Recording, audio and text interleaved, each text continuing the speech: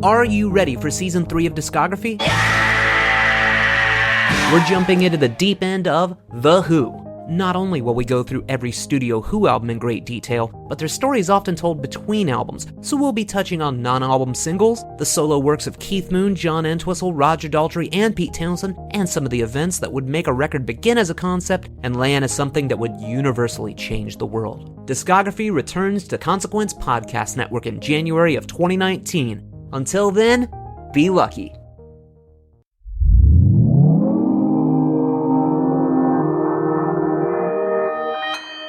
Consequence Podcast Network. My friendship to all of you precludes my involvement with any one of you. But if you wanna make love, then I do too, and I'll be right there behind you. All in the name of oh, all in the name of oh, all in the name of oh.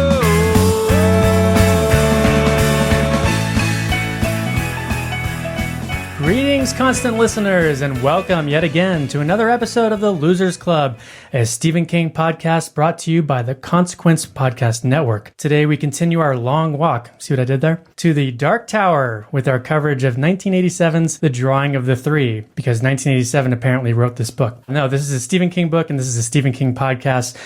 But before we open that first door, let's introduce who we have with us today. I'm Mackenzie Mort Gerber, constant contributor to this podcast, as well as the Halloweenies, another podcast you'll find right here on COS Podnet. And today, Roland's not the only one drawing three. Across from me is the first person I'm going to draw. Please introduce yourself. Hey there, Kingheads. This is Dan Balazar Flieger. Oh. It's good to be back on the podcast, Mac. So you're a criminal drug lord in New York, are you? That's how it goes. I also like to play House of Cards a lot. So. Oh, jeez. So Dan is joining us again. He was on our Gunslinger episode. Is that correct? Yes. I was actually in the Gunslinger film episode, and then I forget the book. Oh, Eyes of the Dragon. Oh, Eyes of the Dragon, which is loosely related to this as well, as we'll get to in King's Dominion.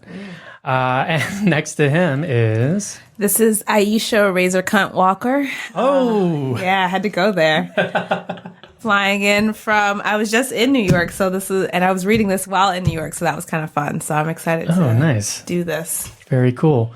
And the last card I'm going to draw is actually, we're going to step through a door to Austin, Texas, and that is...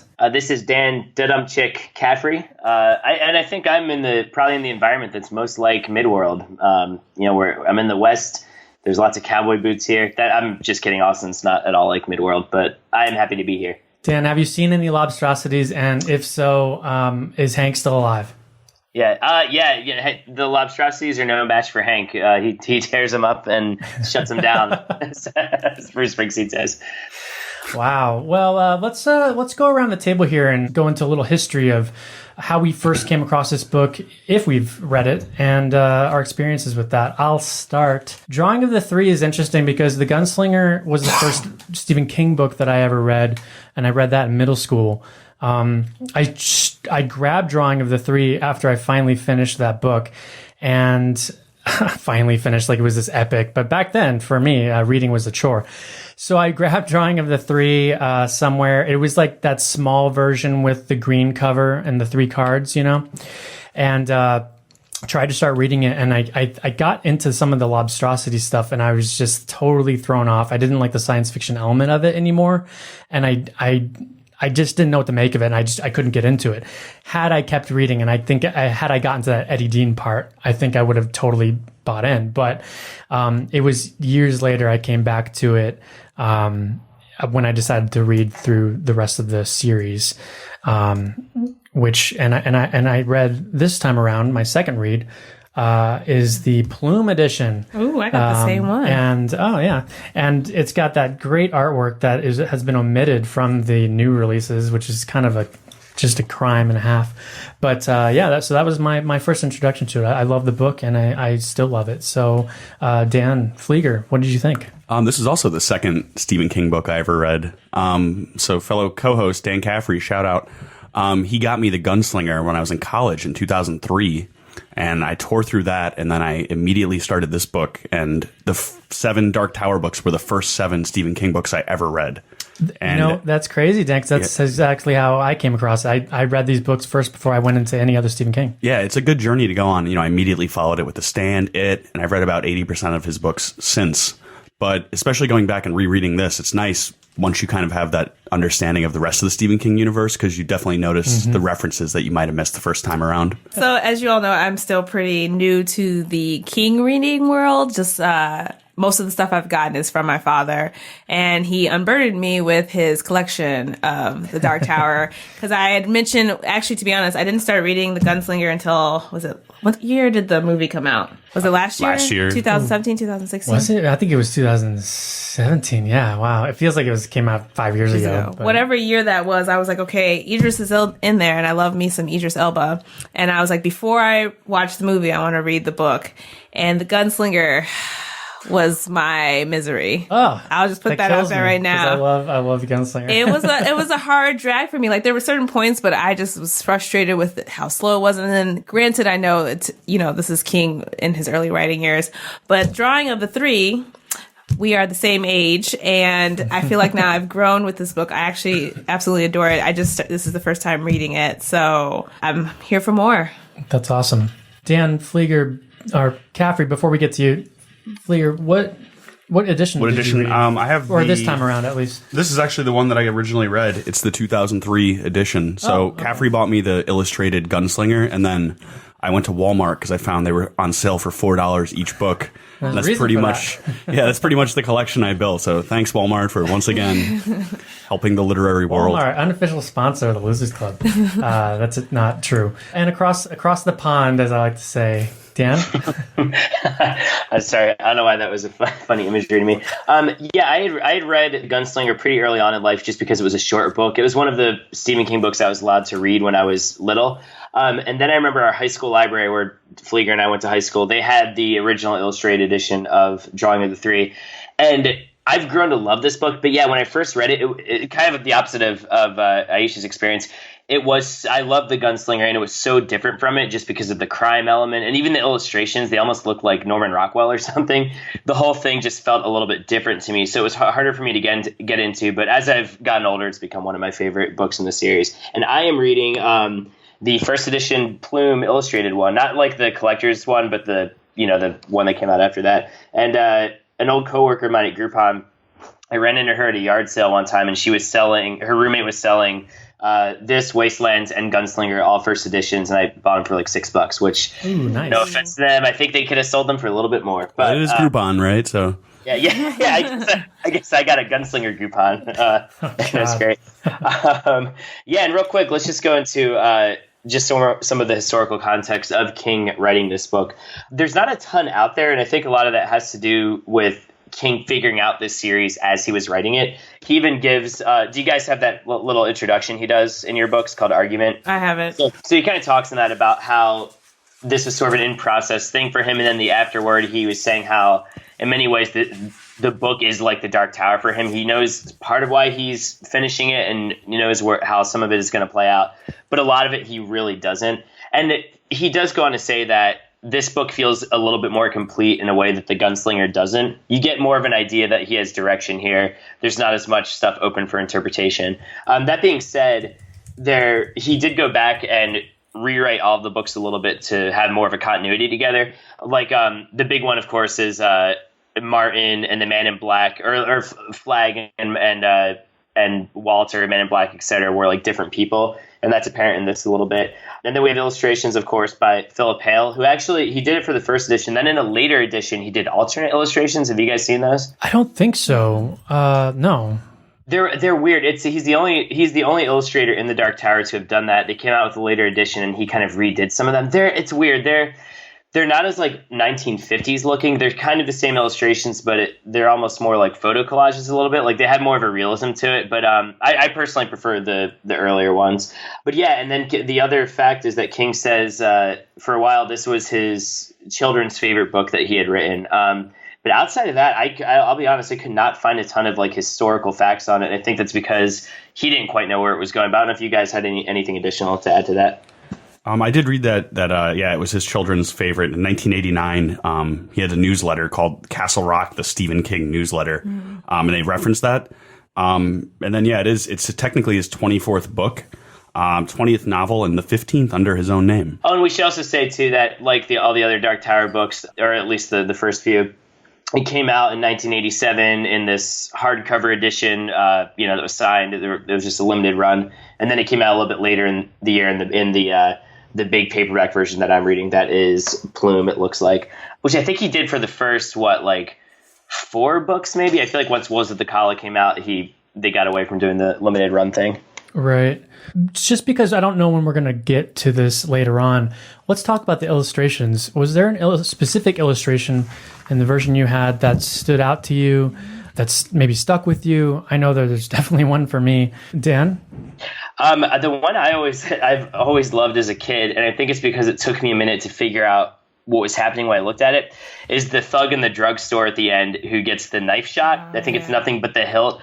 It's so cool. Like I know I said Norman Rockwell before, but it really looks like that to me because it looks like an old school drugstore. He's got this leather jacket, and I love that it almost looks like he's shooting nickels or pieces of a blade out of his knife. Like you kind of have to read it to understand what's going on, and I really love that because once you're like, oh, that's Roland shooting the knife blade, or Jack Morris shooting the knife blade so it shatters, I think the illustration takes on another level and becomes really cool. So that's the one for me that I've always drawn to. What about the rest of you, though? One that really stands out to me is the naked Eddie Dean with the cards flying and his brother Henry's head coming at him. And that also takes you kind of a second to get oriented. It's I love that picture. It definitely looks Norman Rockwell, because remember he gets his head cut off and it's rolling at him. I thought that was just kind of like Roland, perspective of him trying to dodge bullets, and so Eddie trying to dodge bullets. I did not realize that was Henry's head. I'm not kidding. I never made that realization either. Yeah. I just thought it was like one of these assholes doing a somersault or something. Right? Somebody just moving out the way. Some of these drawings are so crazy. I just didn't think of that. I just thought it was like someone jumping or whatever. That makes total sense. It even looks like him. It's the darkest moment of Eddie's life. Yeah. I see, because it's Hale. Of all the Dark Tower illustrations throughout the entire book, of like all the books, I think Hale's are the most realistic. And so he takes these really crazy moments and he just draws them very, very like straightforwardly, and I think shows more than he tells, if that makes sense. Like you don't see like blood and guts or anything, even though that's a very violent scene. So I think because of that, like all the illustrations have this like weird otherworldliness, which, like I said, as a kid, I was a little bit turned off by, but as I've gotten older, I really like the artwork quite a bit. Yeah. No, totally. I agree. Do you have one specific? I actually have two, but I think for two different reasons. The first one is the picture of the gunslinger on the last illustration. Oh, okay. At first I didn't realize, because I didn't read the table of contents. I just kind of dove in, but I like reviewed all the pictures, and it was the one that like creeped me out the most, but like drew me the most. Like I kept coming back to that page and looking at it. And then later when I saw that this was supposed to be the gunslinger, I don't know, I was having like this disconnect in a way with like, that's not how I imagined him. And also he just seemed, the way King has been describing him through the whole story as his clothes get more and more tattered, I was like, where is this come in? Is that actually the gunslinger? Is this supposed to be like the Man in Black instead? Like I kind of was confused of like who this was, but it was my favorite image. And which image is that? It's the last one. Oh, the very last one. Do you not have this one? It doesn't exist in my book because I guarantee. Now, I'm missing the last page or last few pages. It must have been torn out a long time ago. But I do remember that image, the one where he's with the grin. Yeah, and he's got blood trickling down his face. Yeah. And that was actually the cover of that limited first edition, was that illustration, which is a funny choice for a cover. Yeah, that's right. That you are correct. The other one I like. Well, yeah. What was your other one? The one of Odetta, or I guess this would be Detta Walker. Yeah, is that what you're going to say? That's mine. Yeah. This picture is so disturbing to me, especially when you're reading the book, because you're trying to get a grasp of what Detta maybe looks like, and it's such an exaggerated, like strained version of someone. It's and then she's bound. It's just it's disturbing. Yeah, especially when they describe her as being so beautiful when she's Odetta and just like so nice to be around, and then you see how crazy she can be, and it's just like. It is terrifying. Her teeth are clenched, and that section is such a chore. I especially when she's screaming. I will get to that in a second. But it's probably one of my favorite ways of him, or like his writing is like describing how she looks, like when she switches into Detta, like the strain that, like she looks like a raging beast, an animal. Oh yeah. So with this book, we have Roland again. We'll give a little brief synopsis. Waking up on the beach. There's some creatures about. He is now on a quest to draw 3 people from another world to Midworld. And across the book, he finds 3 doors, and we meet Eddie, Odetta, Detta, Suzanne, and Jack Mort, along with some other fun, creepy characters along the way. What do we guys say the hook is of this book? Yes. Don't you see? Don't you see how clear it all is? Not only can you see the future, I can change it. You can change it, exactly. Are we still in the same kind of hook from the Gunslinger? I feel like the Gunslinger is kind of the prologue. Like, I feel like this is when it really kind of starts opening the universe. And I would say in this, Roland rescues, recruits his new quartet, and in the process, they rescue him. Dun, dun, dun. Clear. Deep. I like that. But I agree. I think this is really where it starts to pick up. You definitely have... It still feels like a Western to me. Even though we're in New York City at one point and we're, it still feels like a true blue Western, along the journey we're picking up these kind of like rogues gallery, a little magnificent, 3, if you will, I guess. Caffrey, what do you think? I think Dan's totally right. I think this was King starting to figure out what this was going to be. I read this Guardian retrospective on it. It was the series they did where the guy's rereading everything. And he referred it as a getting the band together novel. And I think that's like such an accurate term.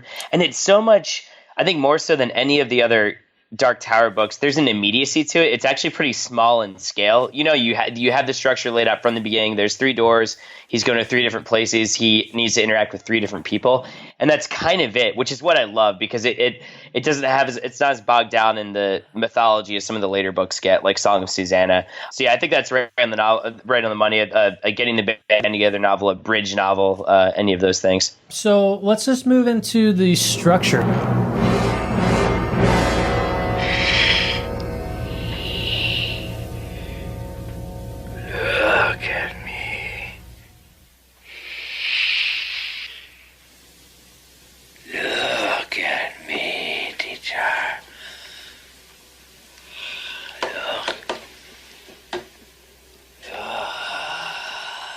This tale, as it were, is told in card speak.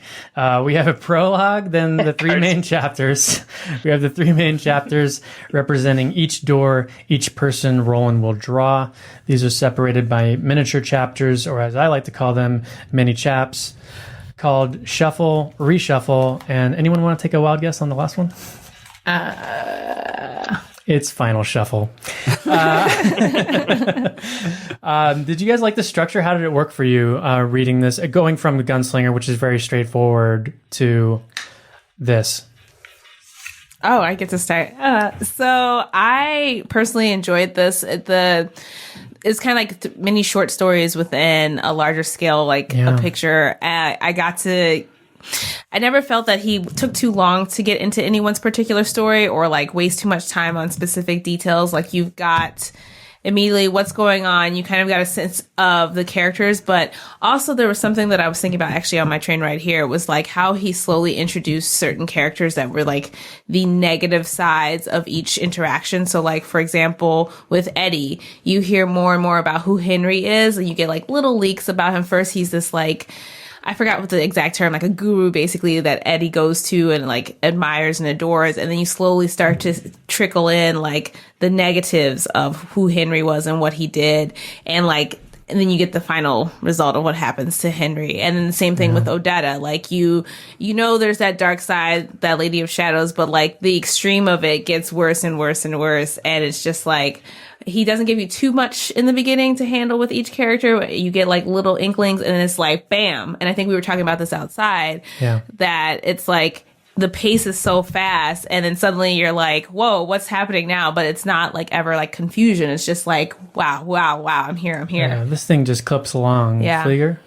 Yeah. I mean, I thought it was cool to tie it to the Pavlar he had with the Man in Black in the first book with the 3, tarot cards and tying that to sort of playing cards. Love that, yeah. And for me, I tore through the Gunslinger, and then as soon as Roland got his fingers cut off, I was just like, wait, that's like his main power, and you're going to take it away from him? And So it like really sucked me in, and I like the pacing and the shuffling of the cards does resemble Roland's fever dreams and just the fevered pace of his infection. So the passage of time is a little strange in this book, but I think that actually is a strength because you do kind of sympathize with the gunslinger. Another theme too with the kind of plot, I guess, is the rule of threes comes up a lot. I was even noticing just in the Eddie Dean chapters, you know, he's got his older brother Henry, who was sort of a cruel teacher but loved him.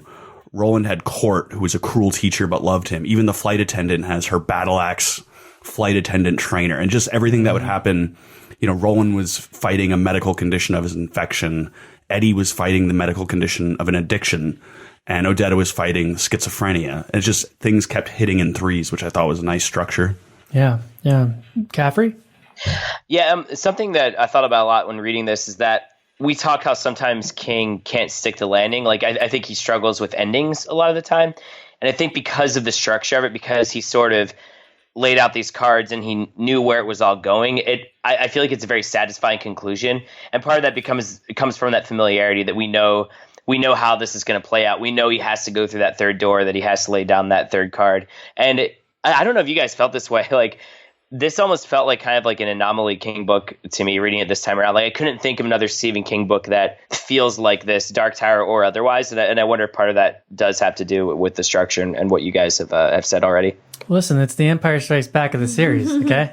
Oh, that's a good way of putting it. It's Sure. You've got all this turmoil. Everyone's finally coming together at the end, but it's a total cliffhanger. Like, we're like ready to go on this journey.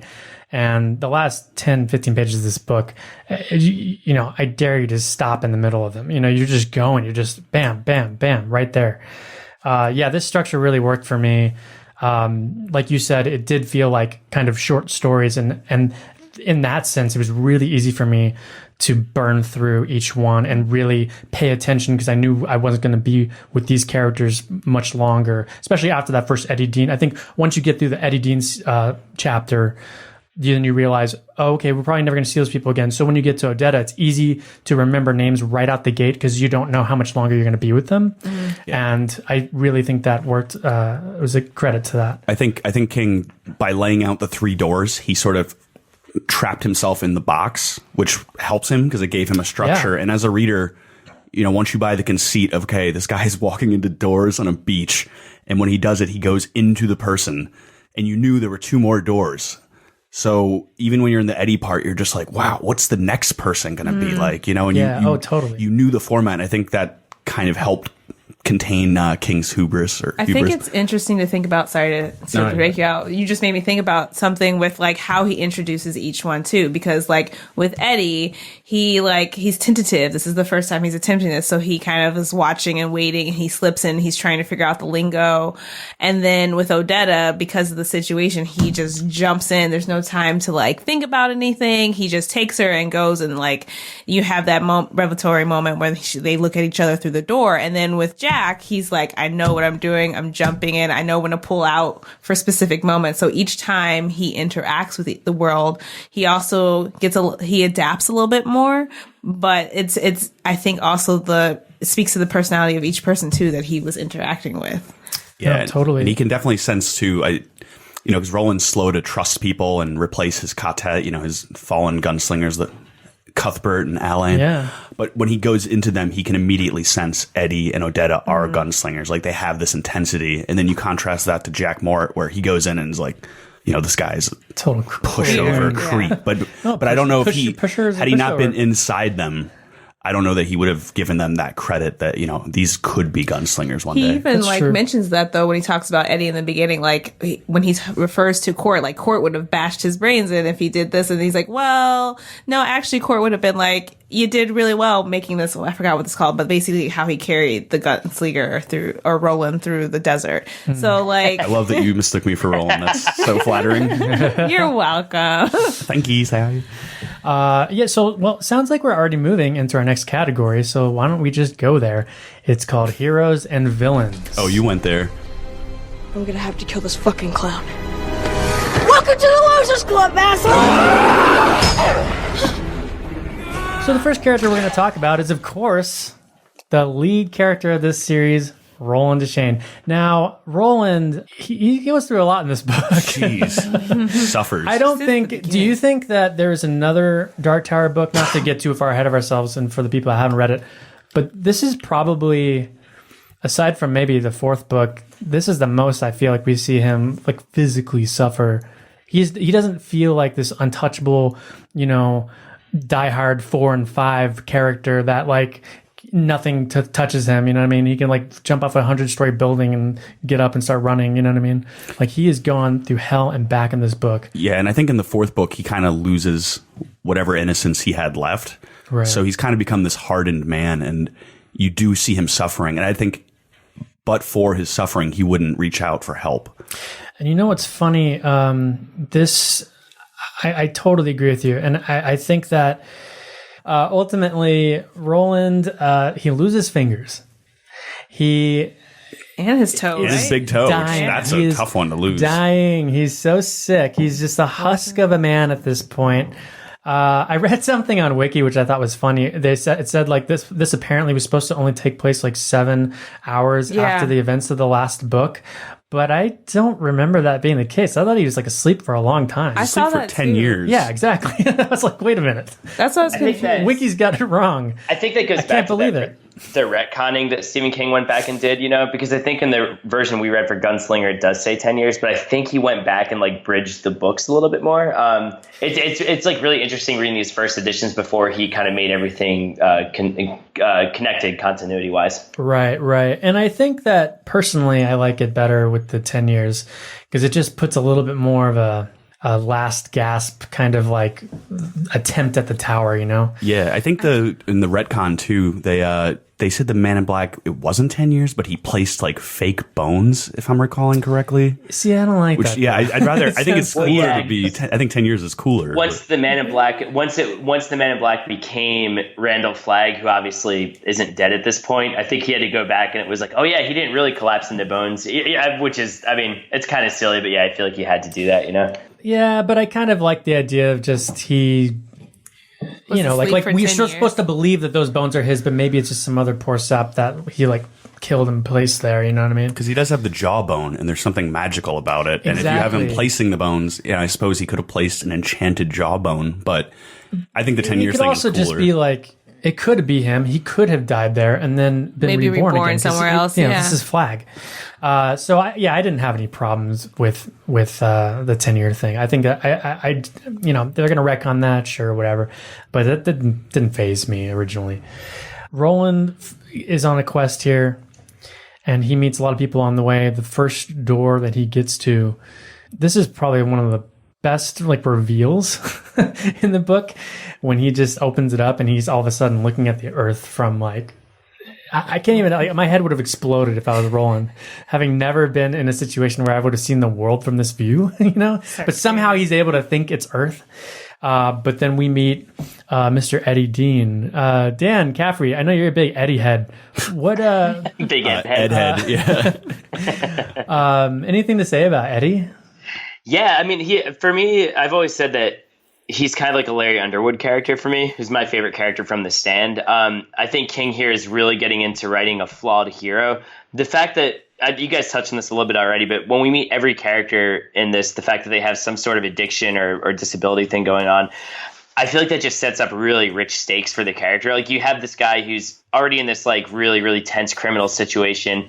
He's a heroin addict, but there's that already gives him a lot to crawl back from, and I feel like because he gives Eddie those kind of stakes, you immediately like him. He's the underdog, but he also has some charm to him, and he's I don't know, this is something I wanted to ask you guys.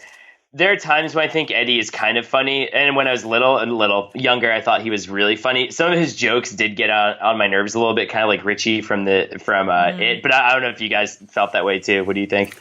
Yeah, I think Eddie. We were talking about this, me and Aisha, before the podcast. There's certain Stephen King sense of humor that I think he just cracks himself up. And he has this like archetype of like this New York, quick-witted, like, hey, pal, what's up here? Walking here. And like, when he's in the toilet in the airplane and the pilots are like interrogating him and he's like, oh yeah, I had a real stinker in there, buddy. And like, it's like this.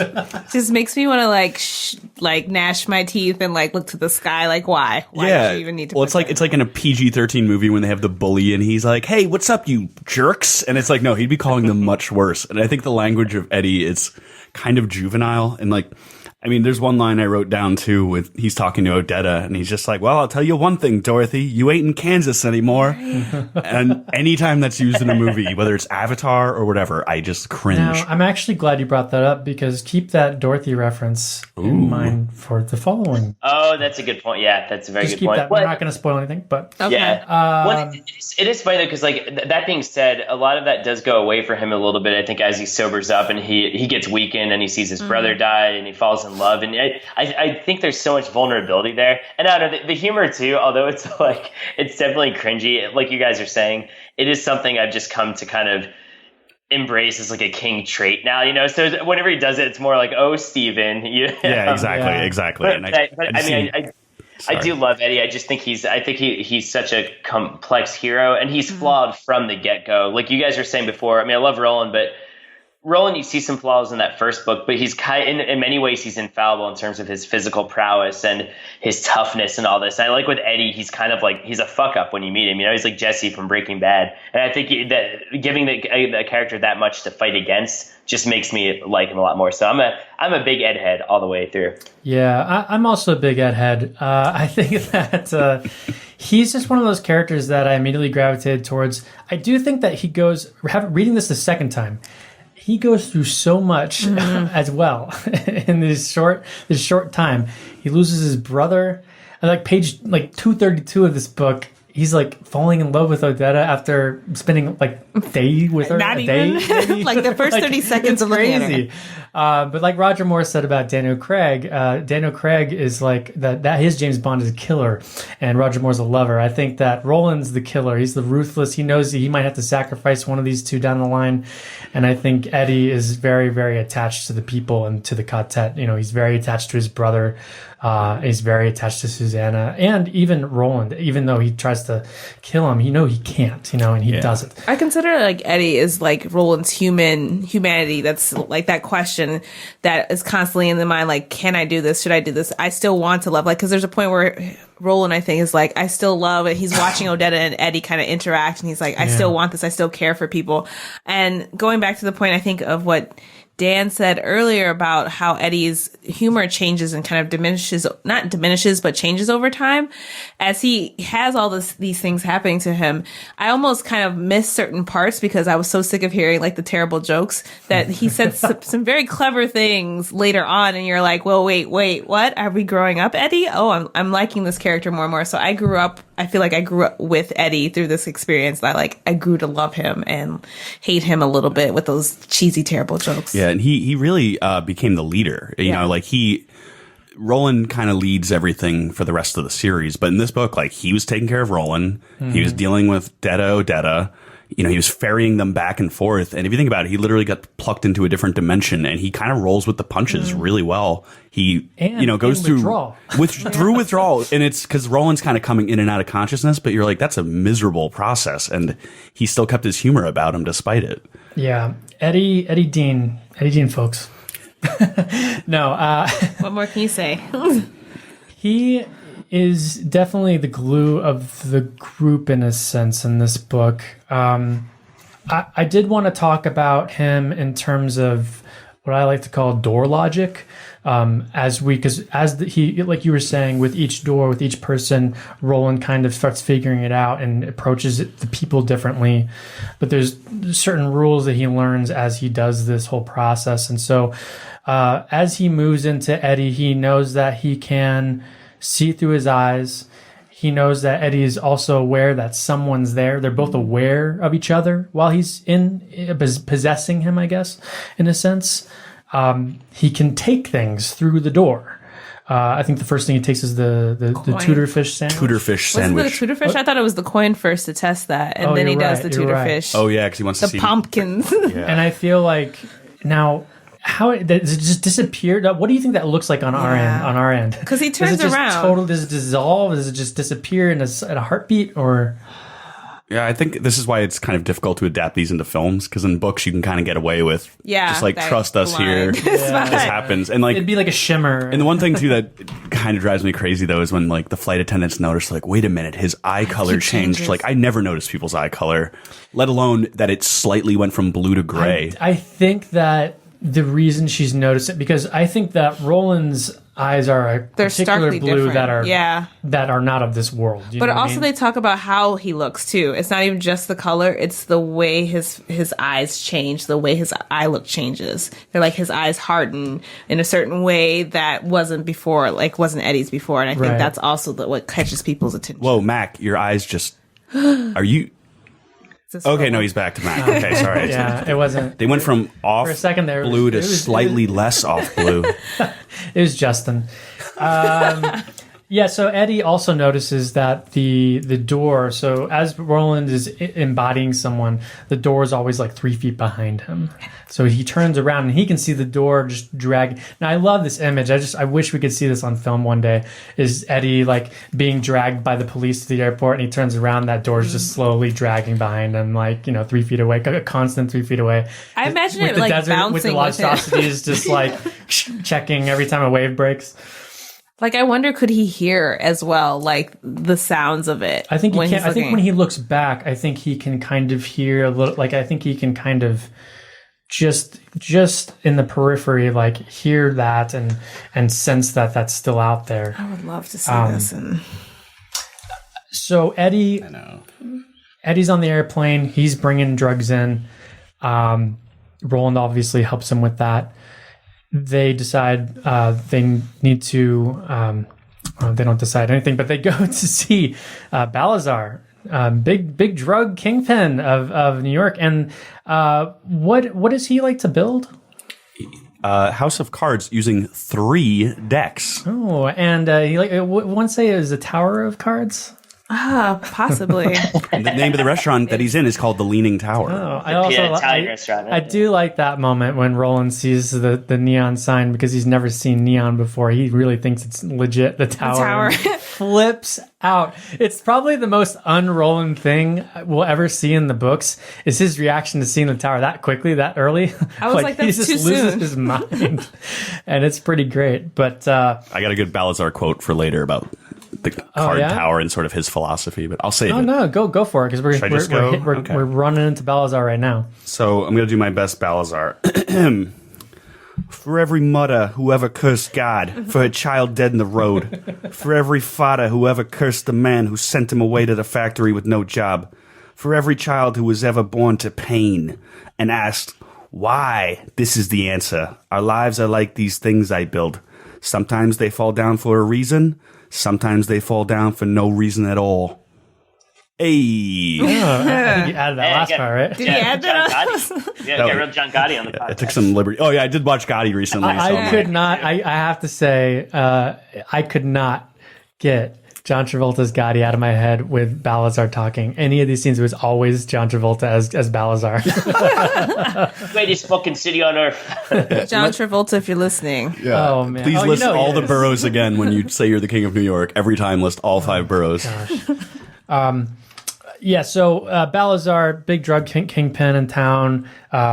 Eddie's bringing the drugs to him, and this is a very complicated situation because he thinks that Eddie, if he doesn't have the drugs on him, that he's either dropped the shipment or is somehow stolen the drugs or something. So he's like responsible for this, and he gets taken there. They've got Henry in the back room.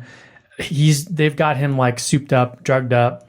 And this is a very, really, really sad section of the book for me, is when they're talking about Henry and he's playing the game with those two fellas, and he never gets to see Eddie again. And Eddie never gets to see him, but you know that they're like right there, and Eddie's moments away from hopefully saving his brother. And obviously we find out that does not happen. And to just have that head thrown in is nuts to me. And Eddie's addiction, do we think he kind of talks about Henry being his gateway into the drugs and whatnot? And it's really sad because he loves his brother so much that I just think it's so tough for him to kick the drug and to kick the idea that Henry's no longer around right around the same time. You know what I mean? Like, do you think he would have ever been able to kick it if Henry was still alive? Or do you think that he would have just been kind of like the, other orangutan on his shoulder, like. Yeah. I feel like that would have been a whole different story. Cause I mean, like, if Henry had lived, would he been on this journey? I feel like he would not have let Eddie go on this journey. And I don't think Roland would let Henry go because I he think doesn't Roland need would him. have blown his brains out. Right. So I think too, like the way I was saying earlier with Roland had Court as sort of his cruel teacher, and he had to defeat Court so he can become his own man. And I think, Eddie followed Henry into drugs, but he wouldn't have quit unless, it had to be his own decision. So once Henry's out of the picture, he can be his own man. Yeah. Now I like Balazar. Where do you think he falls in in the mobsters of the Kingverse? Oh, you mean like all the because we talk a lot about how King is super into gangsters, whether it's greasers or like actual mob boss.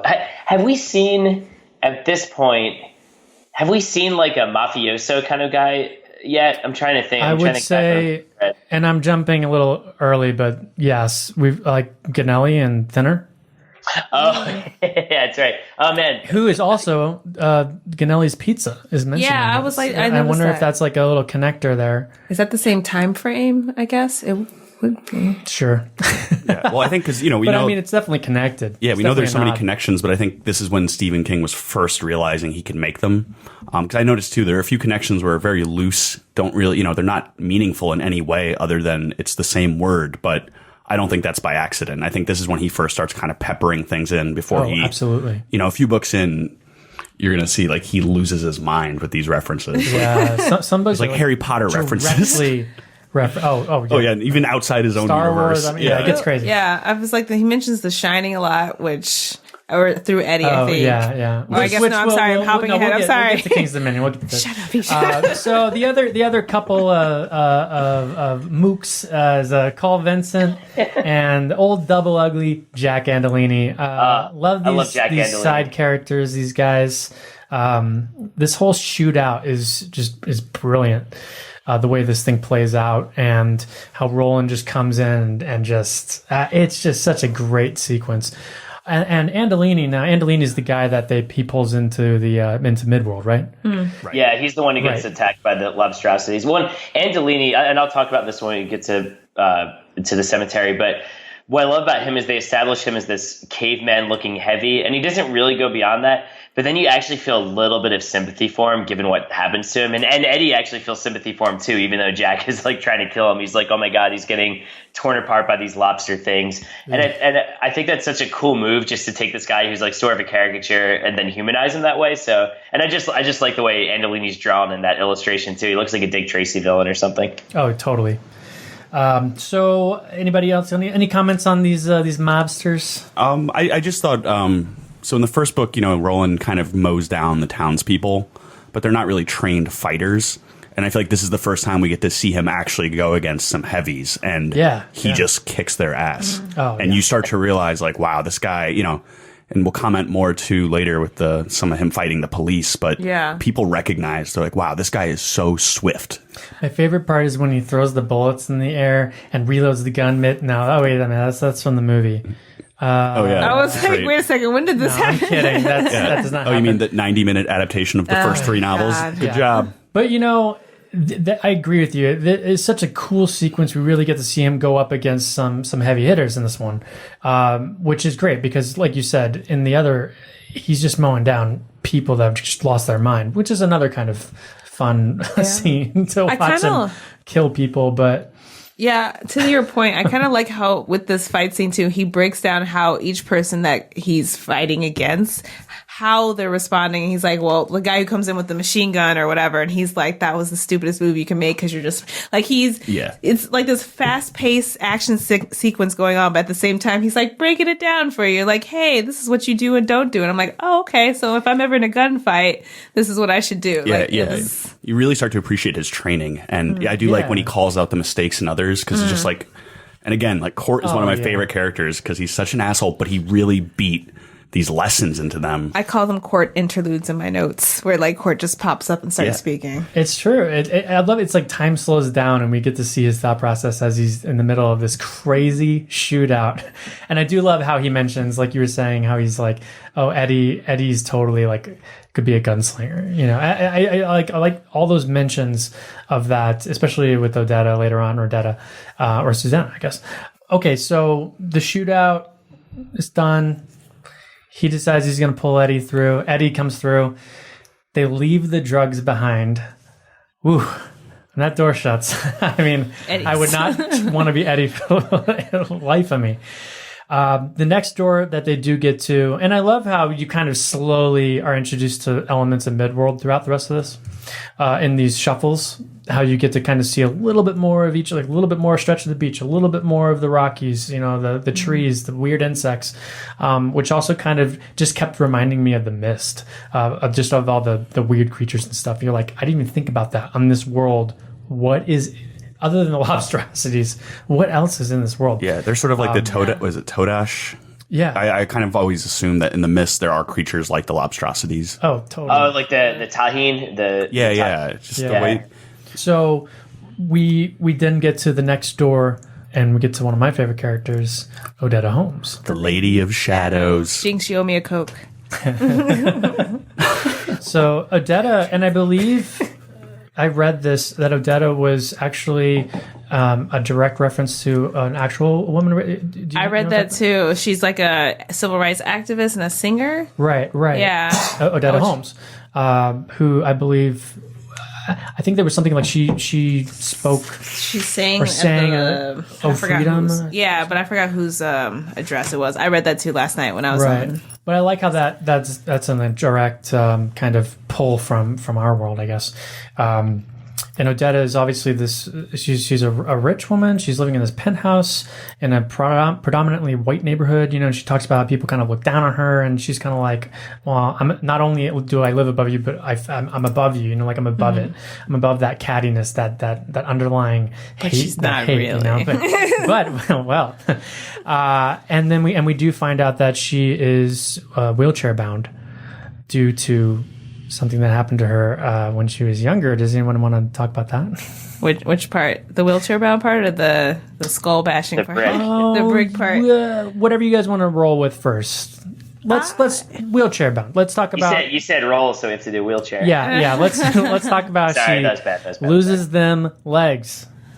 That was like the best part. I feel like Odetta's chapter, I was feeling so many emotions because I felt psychopathic, or not psychopathic, but schizophrenic in a way, because like the change in mind between Odetta and Detta, and then like the slip ups that you notice where she's talking to Andrew at one point, her driver, and she says "for special," which is something that only Detta uses. I enjoyed this chapter so much. I think King did a really great job with the incident with the train. I was not expecting it. I was sitting there. I felt like I was her, and I'm standing on the train platform, and suddenly I've been pushed. Like I freaked out. My heart was pounding. Like, And now we all live in Chicago, and Caffrey once did. We are on trains all the time. I can't tell you how many times I'm waiting for a train, train's pulling in, and I look behind me to make sure no one's standing right behind me because I do not want to get pushed onto this track, and it's because of this book. Yeah, no, and Yeah. similarly, like there's so many times where I'm standing there on the platform and I just push someone on the track, and it's because you're of the this book. pusher. It makes me think of that scene of House of Cards, and I'm like, I wonder if they drew that from this book. Oh, Like, just like Roland drew the 3 from the. Hey, speaking of villains, Kevin Spacey, Wow, am I right? Oh yeah, I know. Well, Kevin Spacey would be Jack Mort these days. full circle. Yeah, so she gets thrown onto the tracks, and then it's also our first instance where we get to meet Odetta because someone says, I think the last thing she shouts is clearly something Detta says. I'm gonna get the honky mother or something like that. Larry, I had a hard time Maffa, saying yeah. that. Maffas. Yeah, I had a hard time pronouncing just about everything that she does. But I do like how, and I guess we could just move slowly into Detta as we get into this. Or, actually, before we do that, let's talk about the brick. So Eddie talks to her. There's a misshapen part of Detta's or Odetta's skull. Yeah, Detta's skull too. And she talks about how when she was a young child, someone dropped a brick on her head.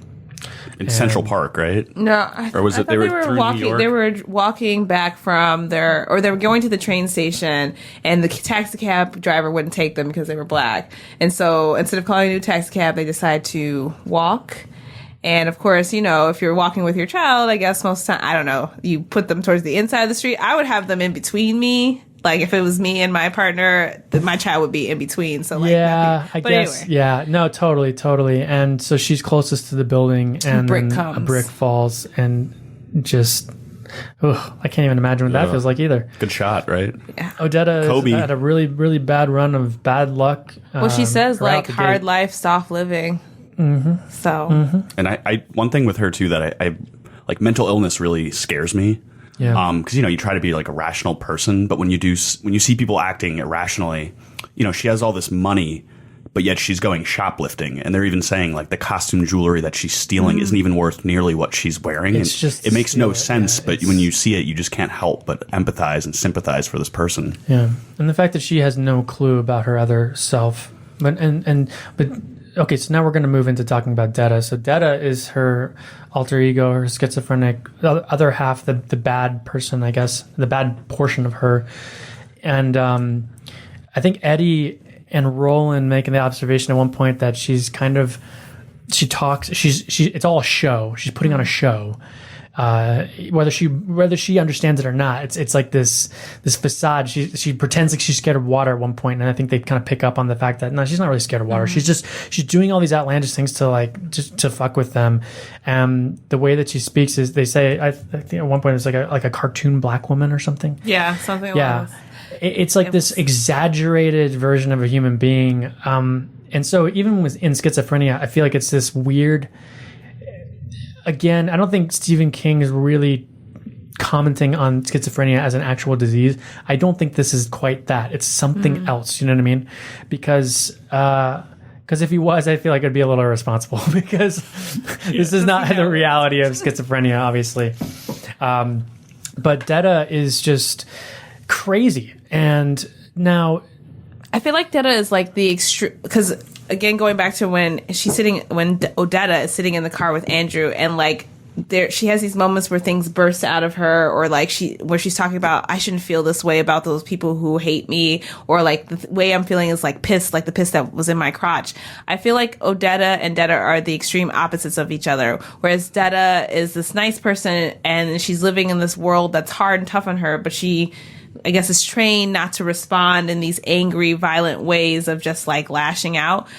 Detta is that release for her. It became that release. As soon as that brick hit, like that section of her brain that she was keeping locked up and reserved was like, fuck this. Like when you talk, even just going in like the transition of how Detta remembers her memories and like the certain key points that she appears before like the actual train accident. It pops up 3 times or something like that. Yeah. And the transition of like talking about sexual, I won't get into that for Pound Cake, but like that whole period there too was like all these, thinking about as a young girl too, like you have these sexual desires, but like you're told that women aren't supposed to be like that, or you're not supposed to think that way. So like this reserved part of her gets released through Detta, even though it turns into this like crazed psychopathic. I don't want to use psychopathic. I feel like I'm using those terms incorrectly, but like ferocious woman. I think when I think too, right? Because I don't keep saying schizophrenic, but I think isn't it more dissociative disorder? Yeah, right. Yeah, dissociative personality disorder. Like, because schizophrenia would be like you're seeing things aren't there, you're seeing people aren't there. Whereas hers, it's like it's like split personalities. Right. Right. I think I'm not. Yeah, I think.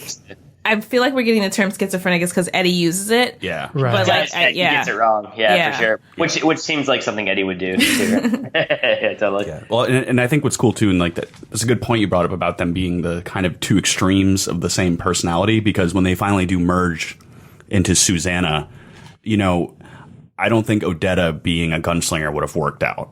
Like, she doesn't have the intensity. And Detta just is beyond control. But when they finally merge, I think that gives her the strength to actually be a good, she needs both those parts of her to, like, survive in Midworld. And can I just say, too, the first time I read it, so he got Eddie Dean And I was kind of like, oh, great. He's got this like junky assistant. That's going to be great. Yeah. And then the next story gets a woman with no legs. I was just like, what is going on? How is he going to get to the tower with this crew? It's so cool how it all comes together. And Detta. So I think it's important to note right now that Roland went through the door to get Detta and Odetta.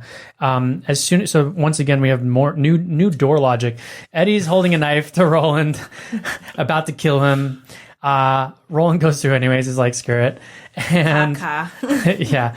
And Detta feels not only Roland's presence when he enters her, but also is then crazily aware of Odetta. And I think that's really cool. I love that little split second. She screams, I think, because she realizes that she's not alone, that there is this other part of her that she's not aware of.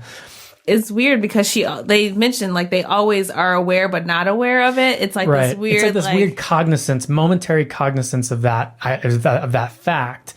I also like how later on Roland says, I think it's page 251 in the Plume edition, when he's talking about Detta in the desert when they're moving her, he says, God, she's evil, this one, and she's legless, but she's a gunslinger as surely as Eddie is one. And I think that brings back to your point how Detta is more that gunslinger portion that needs to be fused with Odetta, with her calmness and her sureness and everything. And the idea of the smashing the plates, that's another thing to note for future. I had that in my notes too. I didn't even think of that. Oh, you're right. The fifth book, Wolves of the Kala. Going forward, there's something that happens. Yeah, we don't want to give it away, but yeah, it's something that I totally just kind of forgot about. And then even in the latter book, when something along those lines comes back up, I don't think I remembered it unless they blatantly mention it. It's been a while since I've read those books. So that's just something to take note of if you're going to continue reading the series.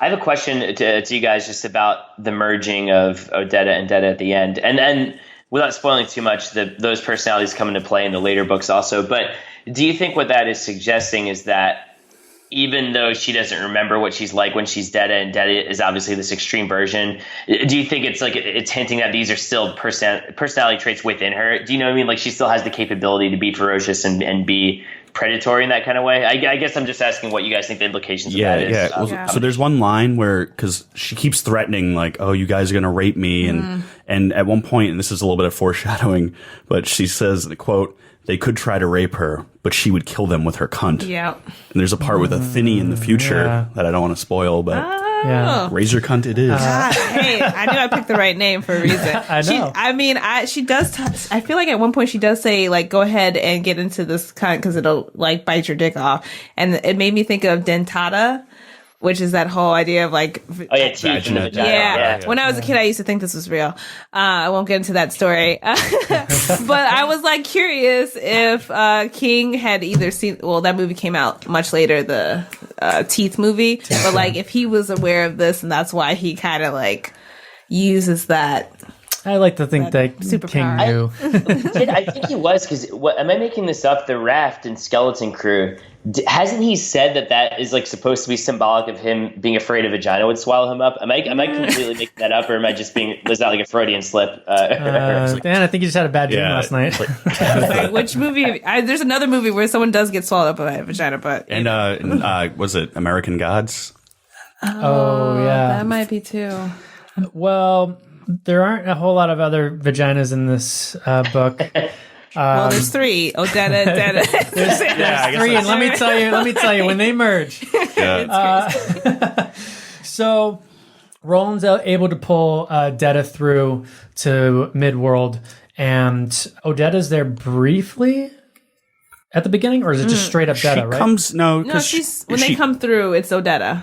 It is Odetta. It's Odetta, because there's a couple moments of warmth, and I don't think Eddie would have just fallen for Detta, you know? Yeah. Because she even says, like, I know, but like, I think there's a part because he even says, like, wow, like they see the transformation in her. Because I just remember they comment on how pretty and like polite. Oh no, Odetta you're right. is. Because when they Roland has to explain to Eddie that the woman that he pulled through was not the same person that came on the other side, and to keep his guard up. I think they go back and mention it too, is like that change in her, like as it comes to the door, like how she's, because the placental tearing sound that Eddie hears is that tear, because they're able to see each other for that brief moment at the same time, and it turns into Odetta right before they come in through the door. And that's also how Roland, I believe, knows that they can have that moment, and brings it back to the end of the book. So Detta rears her ugly head at one point, and they've got to truck her across the desert. Now we got half dying Roland.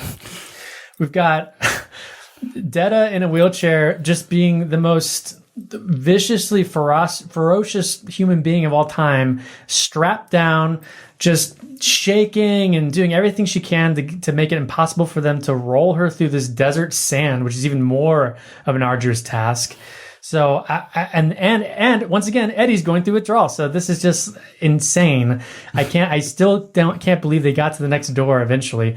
But I think one of the worst parts for me of this is when they're trying to sleep, and every single time they're just about to sleep, Detta just starts screaming or yelling, these guys can't catch a break. Yeah. The thing is, literally, but I wanted to go back. There was a quote that Odetta says when she first meets them after she comes to the door. Yeah. Or no, is it let's see, what page is it? It's 199 in the Plume edition that I have. Mm-hmm. Yeah. And so she's talking about, this is before she joins the civil rights movement. She's kind of fascinated with it, and she's thinking about how she's getting involved. And I'm sorry, I'm stalling for time while I get my page. Here we go. Odetta would think, if I could do something like that, if I could be that brave, I think I could be happy for the rest of my life. But that sort of courage is not in me. And I feel like this goes again back to the fact that the gunslinger needs all two versions, whatever versions of this woman. Odetta has gunslinger potential in the sense of she's got that calmness, that humanity that you need, but she's not, whereas Detta will throw herself down. She has no fear. She is just going out there. It's a weird sort of courage, but it's a courage nonetheless that Odetta needed. And that extreme personality that finally emerges. It's I'm excited to see what Susanna is going to really be like, or Suzanne, however you say her name. I'm so excited to revisit her in the following books. Yeah, she's especially my favorite book, Song of Susanna, which is easily not my favorite book of this. That's that's a total one. That's a dig at Mike Rothman. You just ruined it. That's a dig at Mike Rothman. No. Song of Susanna is fine. I just personally fall asleep. Wastelands is the next one. The Wastelands is a really good Susanna book. I think. But yes, the sequence. We can talk more about it later of the overall picture, but I think the book 2, 3, 4. And even 5, they hit really well. Yes. And I think that's the strongest part of the whole series. I absolutely agree. And I gotta say too, Susanna, Odetta, Detta, one of my favorite King characters. Easily. It's just, there's so much going on. Yeah. And even though he kind of and you could probably speak to this better, some of the language he uses, when King writes outside of his POV is it's very cartoonish, and it was very character. And some points I was this is so hokey, and I kind of would skim through her lines because I'm it's the same repetitive nonsense. And even when I think of the caricatures of it, I'm it's not really like this. So I don't know where he was getting. Yeah, it's a little cringy, and I think he was getting that from growing up in rural Maine. I'm not kidding. Yeah. You gotta go visit Maine. A lot of culture. Which is also interesting because I feel as much as much as we can dig on him for that in this book, Susanna ends up being one of my favorite Stephen King characters. So it's kind of crazy. She's awesome. She's great, and I can't wait for everybody to read the next few books. So we finally get to the third door. Which is Mr. Jack Mort, who now, as soon as we get to this chapter, I feel there's not one moment where I wasn't just chomping at the bits to finish the rest of this book. Everything starts coming together. So Jack Mort is actually the guy who throws the brick and pushes her onto the tracks, and pushes Jake too. Yeah, that's Jake, right. Yeah. All three of those things. And he's an accountant, which is probably Yeah. the greatest sin. Oh, yeah, that's right. That's right. I also love The greatest sin is that. I don't know what to say. no, if we have accountants out there, just learn from Jack Moore's mistakes. Ultimately, this character, even being the worst person being drawn, the most awful, really ties everyone together and is kind of almost the catalyst for not only Odetta but Roland in terms of Jake. And something I couldn't wrap my head around, and obviously they answer it in the future books, but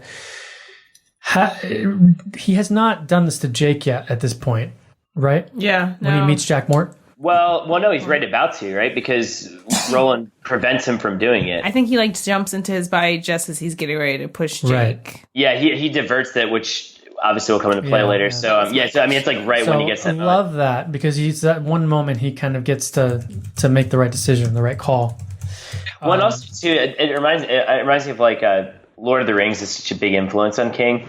And Lord of the Rings, I mean, spoiler alert, Gollum, they keep him alive because he has this greater role to play. And even though Jack Mort, like as awful as he is, he obviously has this big role in bringing Roland's quartet together. And I just love that as a story device, like having to rely on this kind of evil person and using them to accomplish a greater good. I think that's just like a really cool literary device. Yeah, and I think that's kind of how they win over Detta and Odetta, because he calls to her before he does the push to be like, look, what, And I think that's when she realizes, like, these guys don't mean to harm me. Like, they're on my side. They're getting revenge for me. And yeah, it is a powerful moment. That is definitely easily the best part of this book for me, is that moment. That whole those like 5 pages there is just great. Jack Mort, even in his own office, people are scared of him for some reason. He's a weird guy. We find out that when he was younger, he was the guy that was throwing bricks out the window and is responsible for Odetta and being hospitalized.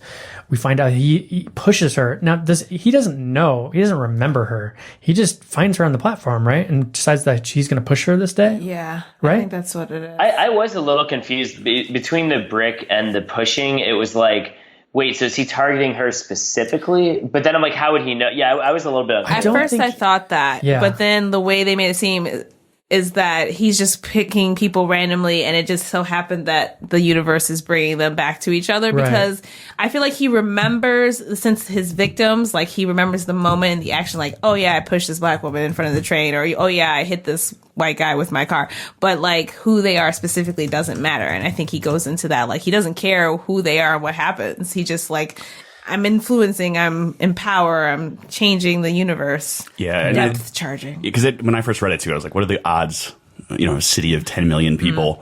But the more you get into the Dark Tower mythology, though, like it's all connected. You start seeing like the paths to the tower and the beams. Like there is this destiny. Yeah. Cause a wheel. Yeah, cause a wheel. These things happen in cycles, and I think King earns it. Yeah. Oh yeah. Totally. It's believable. It really brings everything together.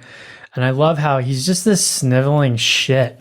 I mean, he's yelling and screaming, and Roland, he threatens that he's going to do something awful to him. And then all of a sudden he's just like, oh yeah, okay, I'll help you. It's just like, and I like how Roland, loser. how he kind of keeps him hostage. He's like, I will jam my thumb in your eye. Yeah, that's what it is. And he's like, they say they're more close than lovers. Like he can tell, like Roland is not kidding around. Yeah. I was like, I love that though, because they are aware and they are like one person, that he knows Roland will do it. Yeah. So like, there's none of this like cowtown. There's none of this back and forth. Like legit, Roland. He knows Roland's mind, as well as he knows his.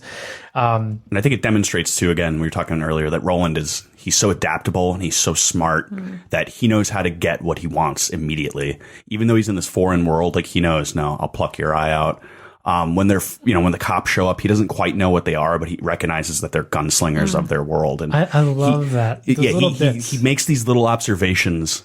The mortuary, he connects things. It's like, which I think is something very human too that we do. It's like, if I don't understand it, I'm going to connect it to whatever I know, which is what Eddie did when he describes things. He talks about movies and pictures, whereas how Roland sees things or how Odetta sees things, everyone's connecting it to what they understand and how they can like interpret and adapt to it, which is, I don't know. And like he, the names he gives things. Like he sees a shotgun and he calls it, was it a spray rifle? Yeah. Like he's never seen one in his life, but he immediately can identify what it is, what it does. In the middle, yeah. And it goes back to like what Court told him, which basically was like, you need to be a good noticer. You need to notice things. And that reminded me of Dr. Dolittle. If you guys have ever read that, that's like the first lesson he teaches the kids is like, you got to be a good noticer. But Roland could be in a situation, look at it, and immediately, when he's thrust into the airplane, like Mac was saying earlier, that would be so weird if you've never been in the sky, but he identifies like the flight attendants. He makes sense of things very quickly, at least enough to serve his purpose. And I love this moment when he's going after, there's like some slovenly policeman that like totally botches something, and he says, I think 377, he's like, "You're a dangerous fool who should be sent west." I just love that one. And which ties into the training again of Court when you're a failed gunslinger. Yeah. They banish you, and we'll get more into that See you in book later. 4. We know of another failed gunslinger, yeah. A lot of foreshadowing here being done in today's episode. Rightly so, though. So Jack Mort obviously becomes extremely important in fusing Odetta with Detta. Do we buy this? What do you mean, like just the logic of it, of the personalities coming together? Yeah, like did this do it for you? Like was this like in terms of that moment and being like a pinnacle part of the book? Like, and now spoiler alert for me. Yes, it did for me. I love this whole sequence. It just for me, it really just seamlessly kind of came together, and everything was happening, and and it comes out of nowhere when he throws him. Spoiler alert, he throws Jack Mort into the train, and has Odetta and Detta look at the same time, and they kind of go into this cerebral battle, very much like the old spider from It. At first I thought like it was like physically like they had split into two people, because I was like, well, it's Midworld That's how they would do it on the big screen. And I saw their faces merging, and then I was like, wait, no, this is internal. This is all happening inside their head. I don't know if I think of it as like the catalyst moment, like this is the end all. I think that Odetta, Detta, and Susanna still have like a lot to figure out. Oh, totally. It kind of confused me where it's like suddenly we're calling her Susanna or Susanna. I might be saying her name wrong. And I was like, wait, what? Well, there's another reason for that too, a little bit. Well, we already kind of know. I mean, we've mentioned Susan before. I feel like I heard the name book. Susan before, but I was like, why did they? But we won't go into that too much. Stay tuned to book 4. Yeah, keep that. However, one of the best storylines in the series. I do love that when Roland is kind of going in and out of things here after this moment, and I think the real catalyst is when she fuses and they hear Detta like blowing the lobstrosities away from Eddie and Roland, and it's just kind of like this great like holy shit! Like now she's like the gunslinger is here. She saves them, and they, because they saved her, and now we're going to continue. And the last like 3 pages of this book is just kind of perfect for me in terms of setting up the rest of the series and the tone. I think this book is what this series becomes. Like the Gunslinger is very good. It's almost like a prequel, like you said, Dan. This is where the story starts. This and when we get to our adaptations portion, and we'll kind of posit what we would do for an adaptation, this is movie 1 or miniseries 1. Like you got to start here. You introduce all the main characters this way, and then you can do some flashback stuff to the Gunslinger or whatever. But anywho, yeah, I love that moment when she fuses, Jack Mort's dead, and now we have our quartet, as it were. Are there any other characters, any other shout outs that you want to give to? Am I missing anyone huge? There's a lot of cops at the end. There's a lot of, mob side characters. I'm blanking the guy that throws Henry's head through the... There's really only, I think we covered most of them, the good guys and the bad guys, heroes and villains. There's only maybe 7 or 8 real fleshed out characters. I mean, you have Julio, the paramedic intern, but it's kind of the pharmacist. Yeah. Like some symmetry with some of those characters, which is good. And again, King does a great job of introducing these characters and giving them a little bit more than they probably deserve, because they're only in pages of the book. So with that, I think we're going to wrap up our heroes and villains section. And we've been talking about a lot of things we love. Let's talk about some things we didn't like or things that didn't work in our next section called Misery. She died. She just slipped away. Slipped away! Slipped away! She didn't just slip away! You did it! You did it! You did it! You did it! You did it! You murdered my misery! Annie! Was there anything in this book that didn't resonate with you that you thought was awful or that deserves to be in our misery section? Caffrey, we'll start with you. I mean, when I think of specific plot points and things that happen, characters, all that, not really, to be honest. I don't know, maybe this is very reserved for Pound Cake. We touched on that bathroom scene a little bit where Eddie's trying to lie to the TSA people about the cocaine. And just like, it goes on a little, like we get so much shit talk, like actual shit talk from him about like I don't know, there's just, he gets into such specifics about like, oh, come on, I'm taking this huge dump in like here. That, Dan, it's like like a little scene, silly. It's like that scene in Halloween, Zombies Halloween. No, it is, yeah, on Halloween where he's like, oh, let me pass this beast and feast. Like, it's just like, I think there's only so much dialogue done through a bathroom door that I can take before it begins to get a little absurd. But honestly, we talked a little bit about some of Deda's dialogue just being, and honestly too, there's some parts too where Eddie's talking about like terminology for black people that feels a little bit outdated. You know what I mean? Just like saying things that wouldn't be acceptable today. But outside, those are all kind of little things. I don't know if I have any like big chunks or actual story moves that didn't work for me. But what about the rest of you? I had just one. It was more of just kind of like, I don't know if he was making up a language or whatever. Cause, okay, so it's 120, page 120 in the Plume edition. And it's where, what do you say his name? Simi is talking to Balazar. Yeah. Oh, yeah. Oh, Simi. I think. And it's like, I'm not going to read it because I don't understand what it says. But I thought it was Italian because, you know, they're supposed to be in New York. I maybe to assume makes an ass out of me. But I asked my Italian friend because I was like, I recognize some things and I've been trying to learn Italian, but I was like, I don't understand this. You're probably better than Google Translate. He's like, this makes absolutely no sense to me. He's like, this isn't Italian. He's like, it might be a mix of Italian, Spanish, and Latin. Does anyone know what?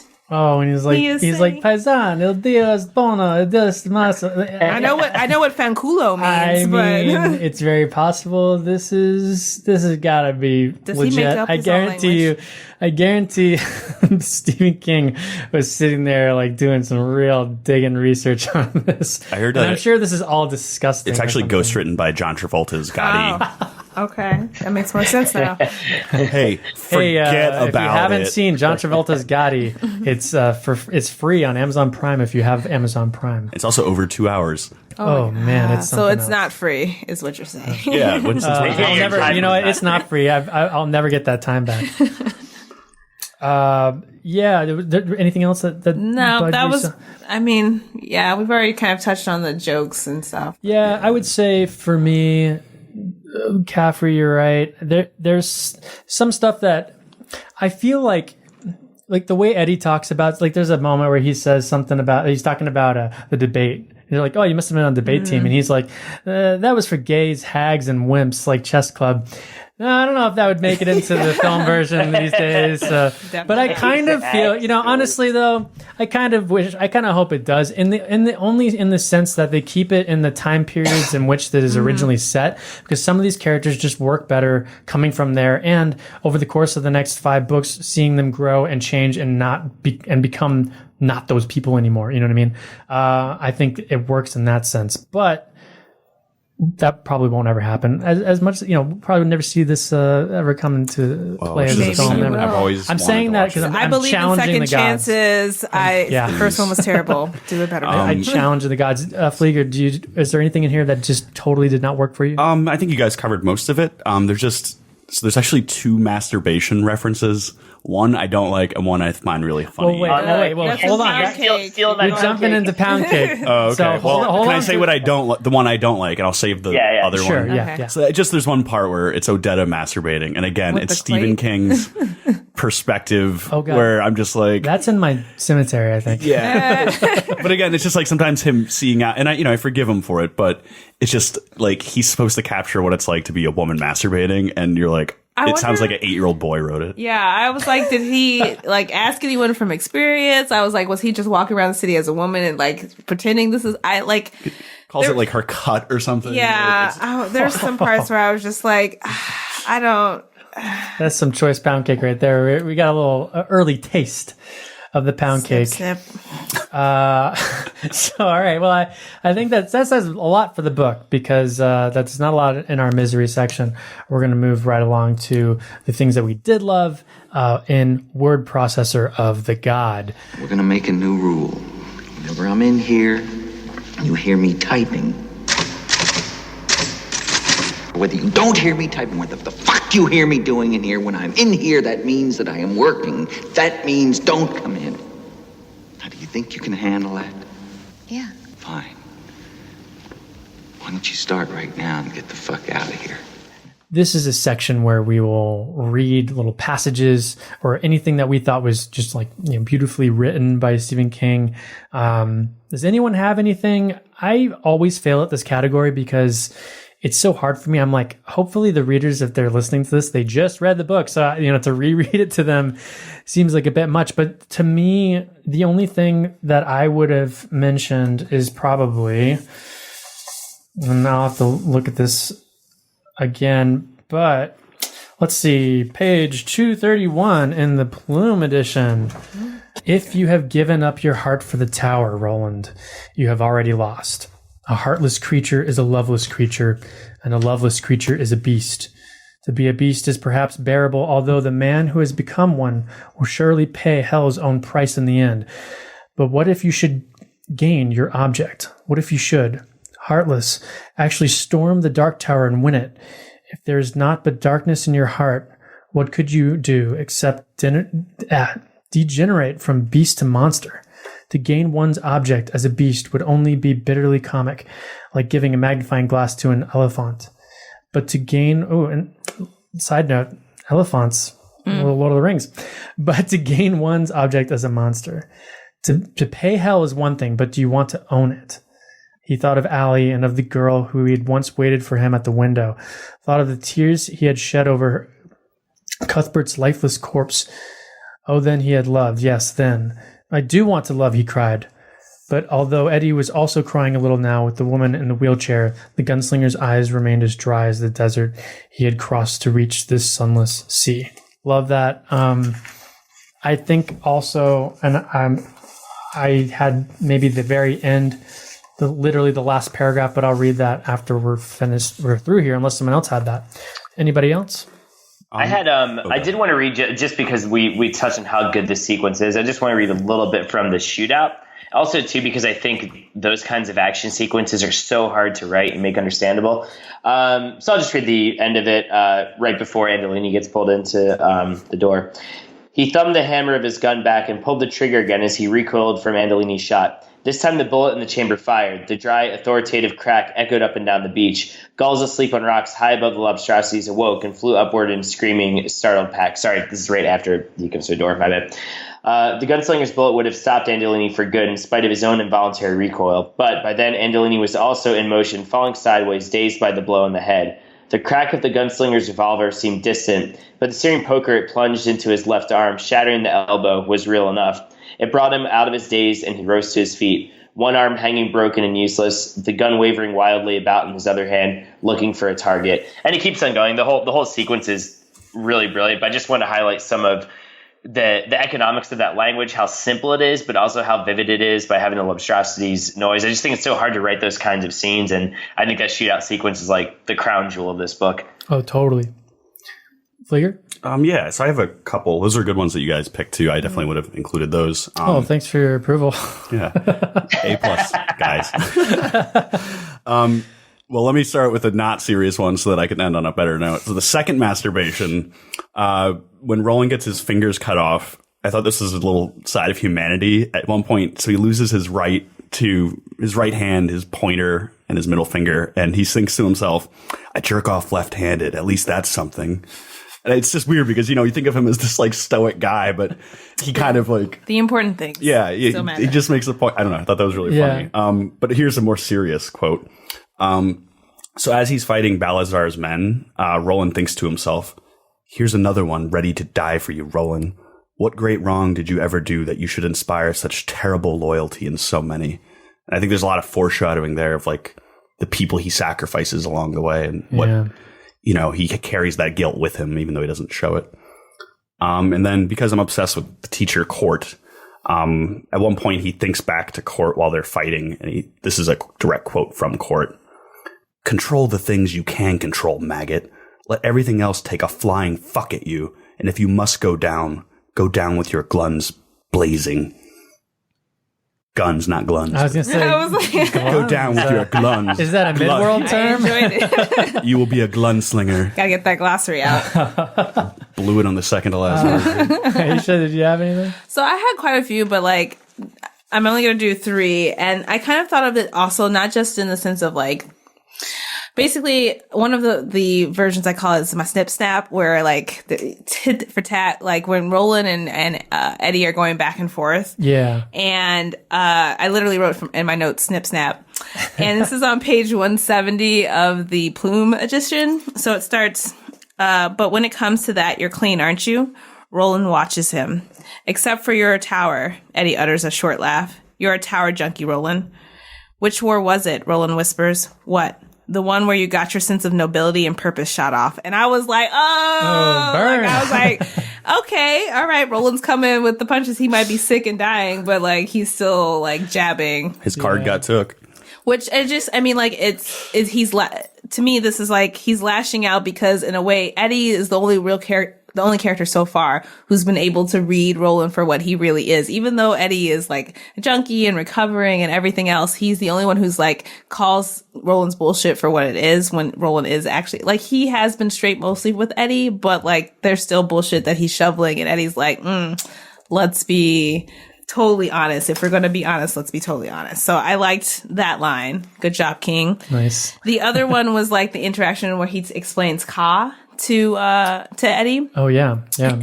And my favorite line that Eddie says is like, "What's Ka?" Eddie's voice was truculent. "I never heard of it, except if you say it twice, you come out with the baby word for shit or of shit." And I was like, yeah. And so the whole time I was like, "Ka" every time they would speak of it. But like that whole interplay of like Destiny, is Destiny just full of shit? Is this like connection that brings us together? Is this really worth anything? And we're just doing this to all die. Like at one point he's like, let's be real, we're all probably going to die at the end. So is this all just for nothing? So I kind of really gravitated to that. And my last one, and then I'm done. I'm sorry. Yeah, guys, no, go for it. was Odetta, because I love her. And the 3 of them. Mm-hmm. And she's talking to, I think, Andrew, or she's thinking about what happened to her in the prison. And this is my serious moment too. Let me see. So it's on page 188 in my edition. Let's see what she says. "But I think most of them, even the dumb ones, and they are by all means not all dumb, know the change will come in the end no matter what they do. And so they take the change to degrade you while they still can, to teach you that you can be degraded. You can swear before God, Christ, and the whole company of saints that you will not soil yourself. But if they hold on to you long enough, of course you do." And I was like, and then she goes into the animal in the cage, but I was like, it's relevant now when you see the world, totally. Like at any point I was like, it's true. When people do not want to, they know what's happening, they'll fight you tooth and nail, which is what Detta did too, knowing that the end, quote unquote, was coming. She fought tooth and nail, and people do that, and they will degrade you and make you hate every moment of it. And it's just, I like that for me. That was my last one. Yeah, no, that's great. Those are all great. We kind of jumped it because I just felt like it was better to go into those categories first. But now we're going to go into. You're getting a little chill, and I think we've strayed off the road, and we're on the moors, and we've hit the cemetery. What's the bottom of the truth? Well, sometimes that is better. The person you put up there ain't the person that comes back. It may look like that person, but it ain't that person. Because whatever lives in the ground beyond the pet cemetery ain't human at all. So this isn't a particularly scary book, but it definitely has some violent moments. Anyone want to start? I guess the lobstrosities. Yeah. Well, what do you know? Like every time. Oh, those old lobstrosities. What was scary about those things? Well, it's just because they're like these mindless, it's just nature, right? And the stupid noise, that da-da-chuck, and it's like it's a question where you're like, oh, wait, are they interpreting that these animals are like asking, which I always thought was funny because they all hear it that way. And so this is also a little fun moment that we can mention. We have our lobstrosity episodes where we will watch sequels to Stephen King books and films, films obviously, that just continue to stray further and further from Stephen King's original property. And we call it lobstrosities because they are monstrosities, much like the lobstrosities. So if you're listening to any of those episodes, this is where that comes from. Now I get it. The old lobstrosities, which I would like to just jump on that. They're scorpion-like lobsters with a jagged beak. They're 4 feet long, a foot high, 70 pounds roughly. Terrifying. At one point, I think Roland or Eddie says that whenever a wave breaks, they raise their claws and their beaks, and they look like they're all doing like the Hitler salute in unison. Like it's all in unison. Like all of a sudden, all their claws just, like whenever a wave breaks, and that just creeps me out. And they're always on the periphery. They're always following them down the beach, and just ready to just eat them at any mistake. And they're terrifying when they eat Roland's hand, and they start going at Eddie at the end. And let me just jump to it. Andolini, when he gets torn apart by those things, it is ferocious. That was my specific one, and I touched on this before. I think specifically because you see this guy who's been so tough the entire novel just become like a blithering little child, which I would too if I was being torn apart by giant lobsters. And it's like the lobstrosities are scary enough, and we also see just like the emasculation of this guy. That scene like chilled me to the bone, I thought.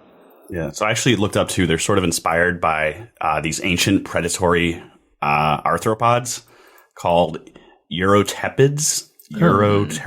They're like sea scorpions, but they existed like 300 million years ago, and they kind of resemble those creatures. Where's that sci-fi movie? Google, right? Yeah, I would watch that one. It's called The Mist. Yeah, yeah, exactly. There is, the crustacean creatures do show up in The Mist. There is one other thing. It's not quite as scary as the lobstrosities, but I will say, getting into the psychology of Jack Mort, there's something really chilling just about his lack of emotion. Like, for instance, these first four lines, not first four lines, but the last paragraph when we first meet him says, Jack Mort didn't feel a thing. He was too intent on the boy. He had been watching the boy for the last 2 weeks. Today, he was going to push him. I know that's not like scary, but it's kind of chilling just in how it captures the psychology of a serial killer. Yeah.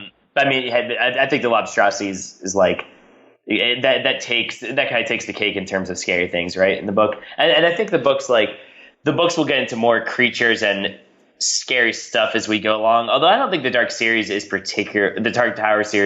is particularly frightening. Would you say so, Mac and Dan, since you guys had read it? Yeah, there's definitely disturbing things that happen. I would say the scariest it gets for me is probably like book 5, Raya the Coos, and then yes, the entire idea of book 5 is very scary. Yeah, I agree. I think book 5 is the scariest because 4 is more of a love, and action, I guess. Right. But yeah, 5 is like, which you saw in the movie where they kind of use the children. Oh, they kind of abuse them. It's kind of introduced in that book. It's great in a 90-minute movie when you reference book 5. I know.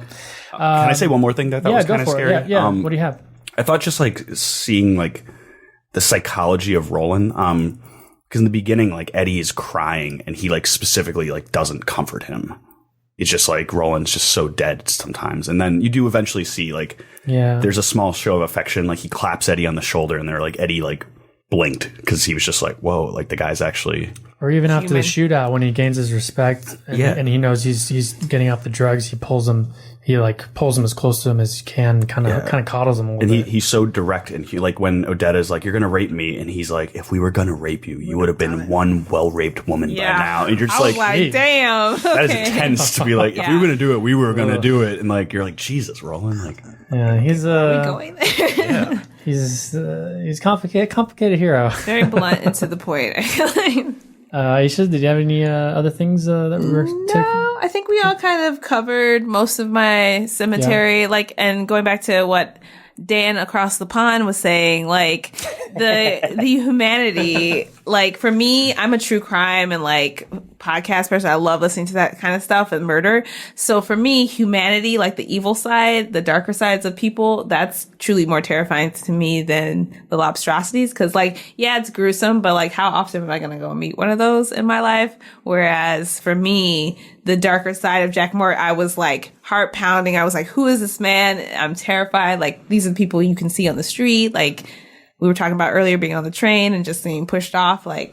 That for me was my scary part. Yeah. He's an accountant. It's scary, man. Yeah. Oh, yeah. He's in charge of my money. A numbers guy. I've got a number of ones here. I'll just brush over them. Some of them we've already mentioned.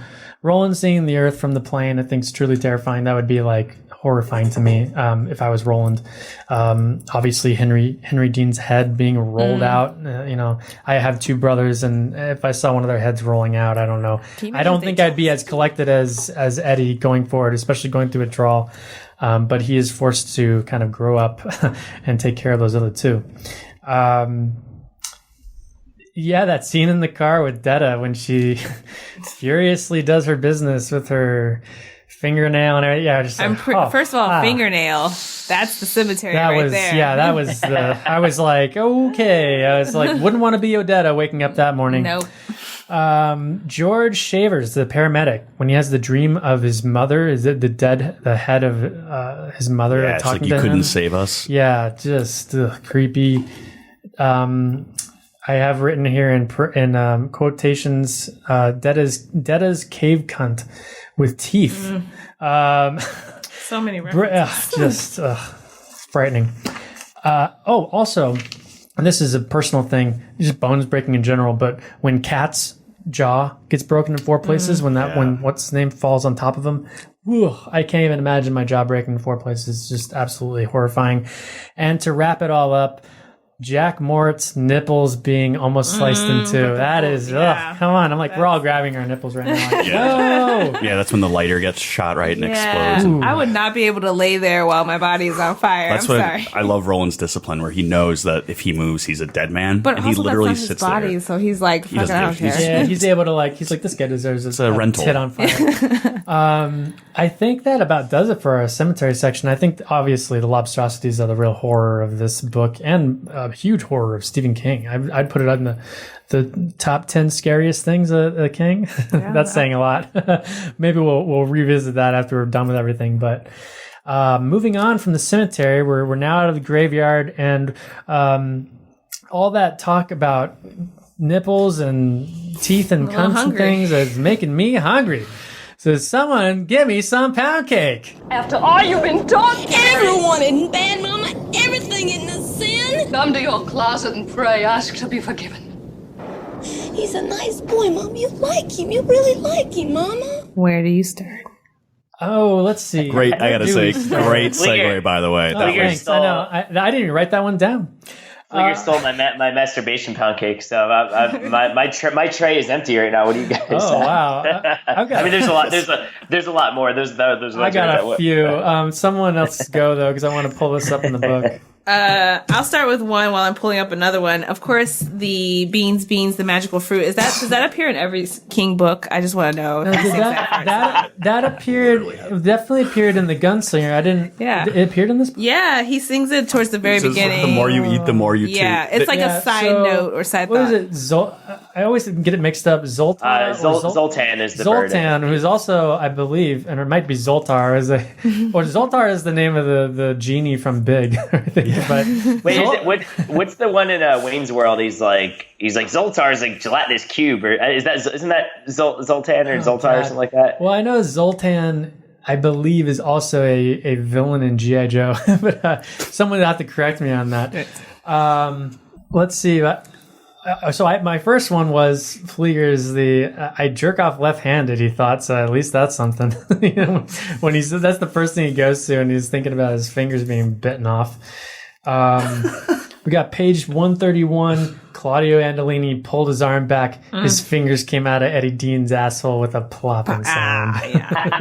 Even before that, when he talks about sticking it up there and he's like a whole fist plus another inch or two, I was like, nope, Good luck, Eddie Dean. It's just that it is that who was saying before of like Stephen King getting a kick out of himself, like any of these long pound cakes, I'm just like, what are you doing? Like, we don't need it. If they need to have the fingers up the ass, fine, but like they just keep going and going. You're like, Jesus Christ, Stephen. I think one of the guys too threatens when he's about to do like the anal cavity search. Yeah, which actually is a Wayne's World reference as well. With the glove, with the latex glove. He says something like, "I'm going to finger you from asshole to appetite." I was like, no. I had three more. Two more are really, they really should be in the cemetery, which is the Child's Play mag in the bathroom with like the two 8-year-olds kissing. That's disgusting. Was it implied that bathroom. Balazar's like a child molester, I guess, or like into that kind of thing? I don't know. Stuff which is creepy and disgusting. And then also on page 322, when Jack Mort creams his jeans. Yes, that was one of mine. When he throws the brick down. I don't want to steal any more. Did you have other ones? No, I didn't know if you wanted to read first the creamy part, but no, I don't have. I'm not going to read the cream part if you want to read it. No, God, no. I read it once and that was. I had another one. It's just kind of goofy. It's page 274. Detta's talking to Eddie and Roland. She says, "That laughing mean you finally managed to joik each other off?" Detta cried over at them in her hoarse, failing voice. "When are you gonna get down to the poking? That's what I want to see. Dat poking." I don't know why your voice is like this. And I gotta say, I'm not doing a very good impression, obviously, but that poking. Oh boy, that king. That's really all I had for the old pound cake. I'm full. What about you guys? Anything else? My only last one was basically I mentioned it earlier, the whole Odetta sex exploration. Yeah. Basically, every time Odetta had a sexual experience, it was through Detta. First, the time with the plate. I'm not going to read the whole thing, but it was on my book version is page 195 to like 197. And then there's one part where she's with a guy in a car somewhere hooking up, and I guess I forgot what exactly happens. He can't get up or something like that. And she says, "Well, I guess he ain't made enough to lay this foundation yet," and laughing and pressing her finger. And she goes into pressing and masturbating and then escaping and laughing into the night. And I'm just like, Detta's sex scenes or like sexual scenes cracked me up each and every time because I've never experienced this like this. Yeah. It's this cracking pressure that he spoke of as well. I mean, maybe some people describe it differently. I don't think anyone experiences what Detta experiences. Dan? I know I got my masturbation ones out in earlier category. Next time I'll sit on those. I think we've cleaned up our Your plates. load is a little too soon. Cleaned up our blue plates and smashed them on the ground. So moving from pound cake, now that we're all full, let's get a different kind of full. Let's get full of King's Dominion.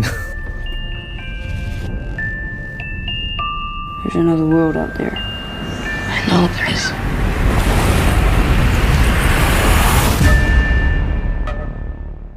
Now, I dare Randall to have better transitions than mine in this episode. That was great. I creamed my jeans. Loved it. We're all creaming our jeans over here. Thank God I wore leggings.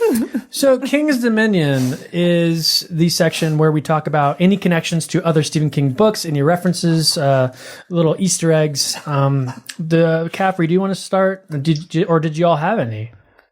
Yeah, I mean, we talked about the musical Fruit one, obviously. I actually noticed they refer to an electric chair as Old Sparky, which comes into play in the Green Mile. I think here that they're talking about another prison, but in the Green Mile later on, that's also what they call the electric chair, which the Green Mile is in Georgia, right? Am I making that up? I think you're right. Yeah, so that was like a little one. And with those kinds of King's Dominion, that may just be like a term he likes to use, but that was one I picked up on, plus Beans, the musical theory. They mentioned the Shining movie a couple times too.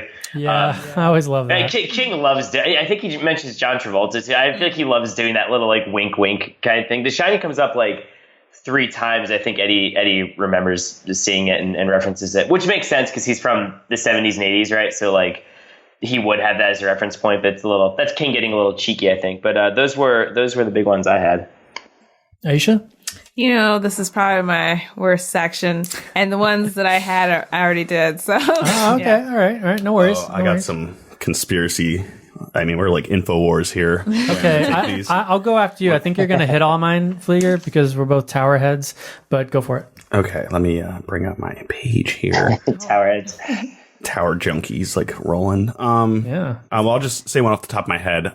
Sure. So the ambulance workers, Georgie and Julio, I mean, this one's kind of loose, but at one point they call him Georgie. His mom calls him, and he like recoils because he doesn't really like that. And it's, we know why. No one likes to be called Georgie. Georgie, come here.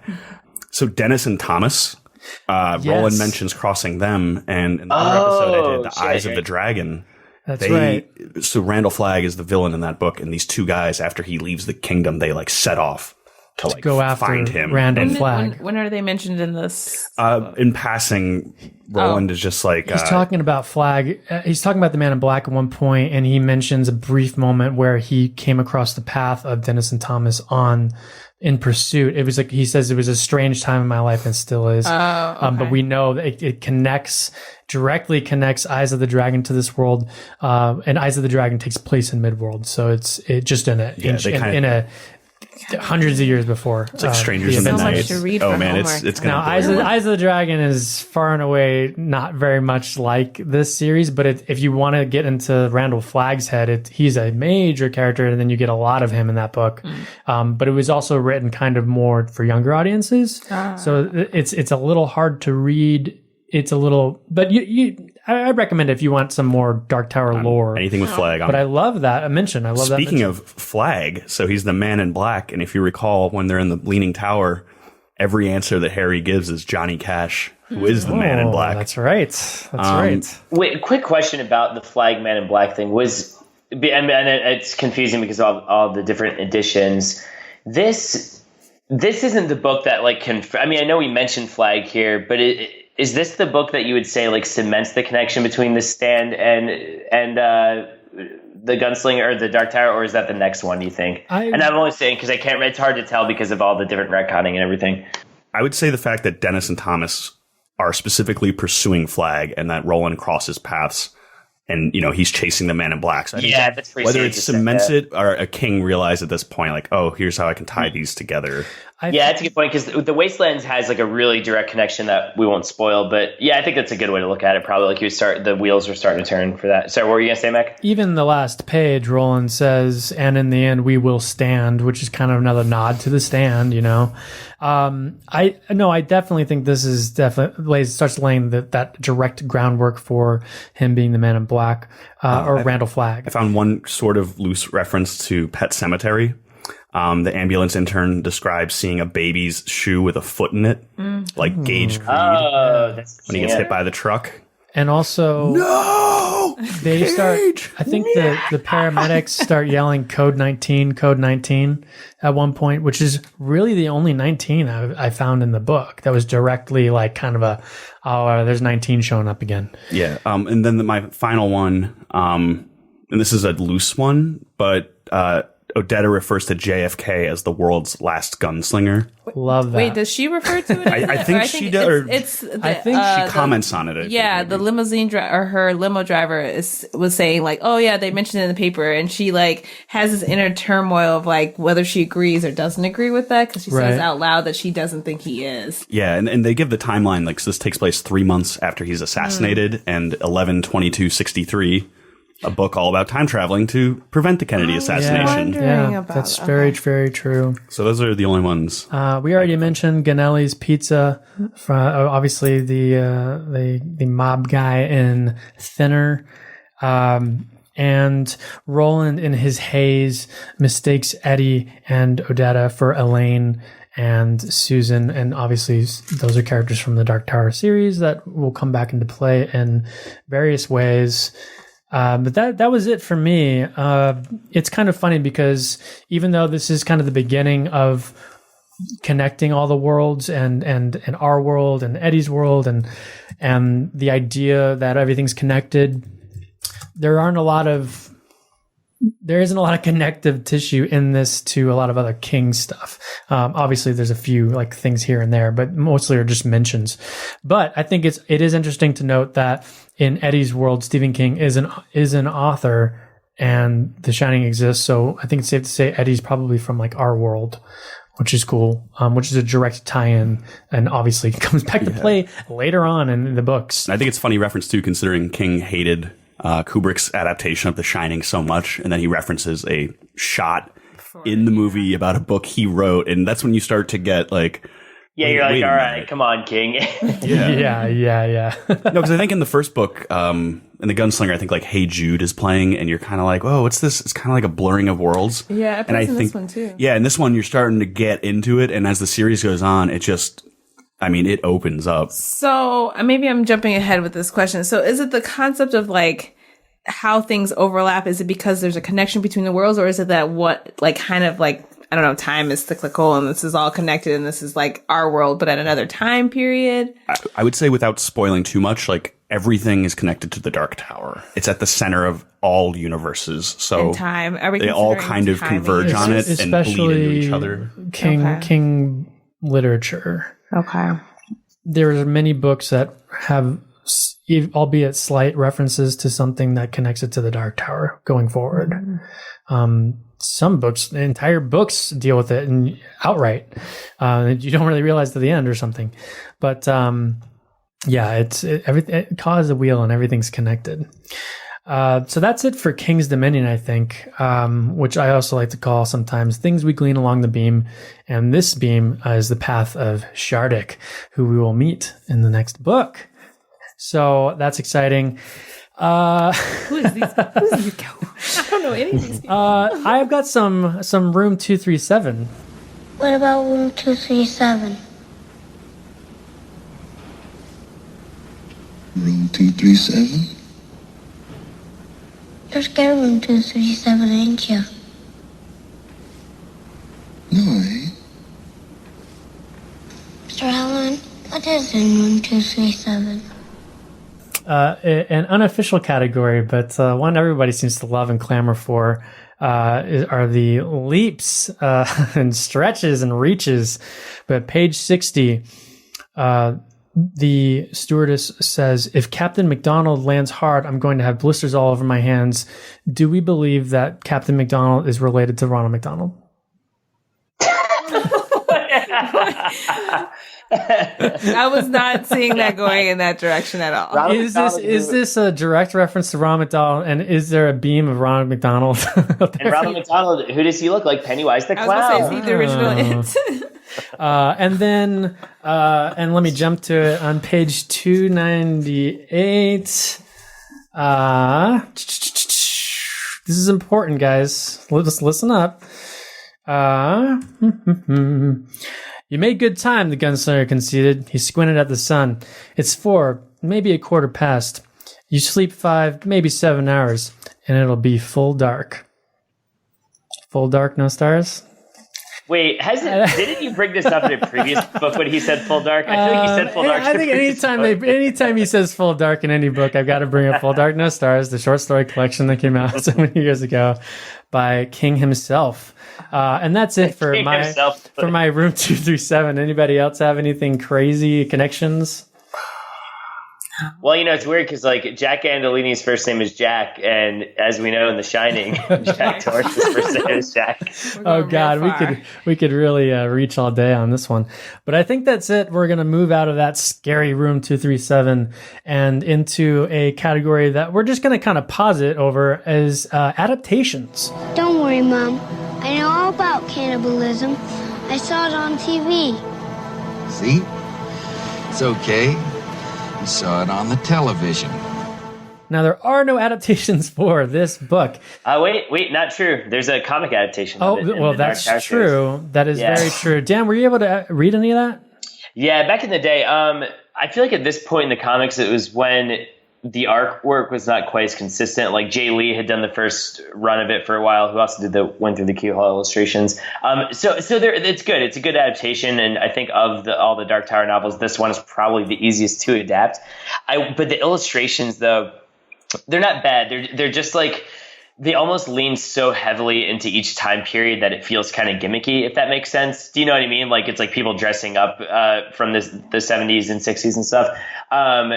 So I don't know. It's good. I feel like it doesn't quite have the gritty sort of realism that the book does in terms of tone and Philip Hale's artwork. Also, too, the Lobstrosities, he just kind of draws them as really big lobsters, which I guess they are, but they almost look just like too cartoony, like they took the Red Lobster logo and just made it bigger. So yeah, it's decent. I'd say it's like a 7 out of 10. Have any of the rest of you read it?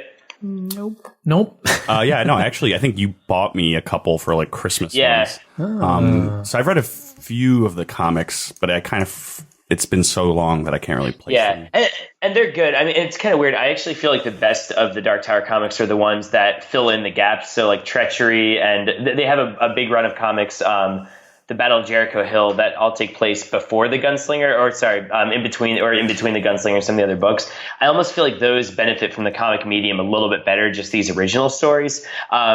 Whereas I think anytime you're trying to adapt a novel, which is already like a hefty thing in itself, it tends to feel a little bit slight in comic form, if that makes sense. Yeah, I've always wanted to see this adapted into a film. The Gunslinger movie was such a disappointment. Yeah. But I always thought that there's a way to take the first movie, the actual Gunslinger story, and like I would love to see a straight up adaptation, but it wouldn't be for everyone. It probably wouldn't do good box office. But I feel like in this, when Roland's having his fever dreams, that would be a good time to have sort of flashbacks to his time in the kingdom. Oh, that's good. Yeah, that's great. It's a lot of information to introduce, but I feel like that's a good segue in between the doors, is just to reveal like his training, fighting court, chasing the Man in Black. And I think you really could merge these two books together. Yeah. Mac and I were talking about this before earlier, of like think of it as like a Netflix miniseries, or that kind of time frame.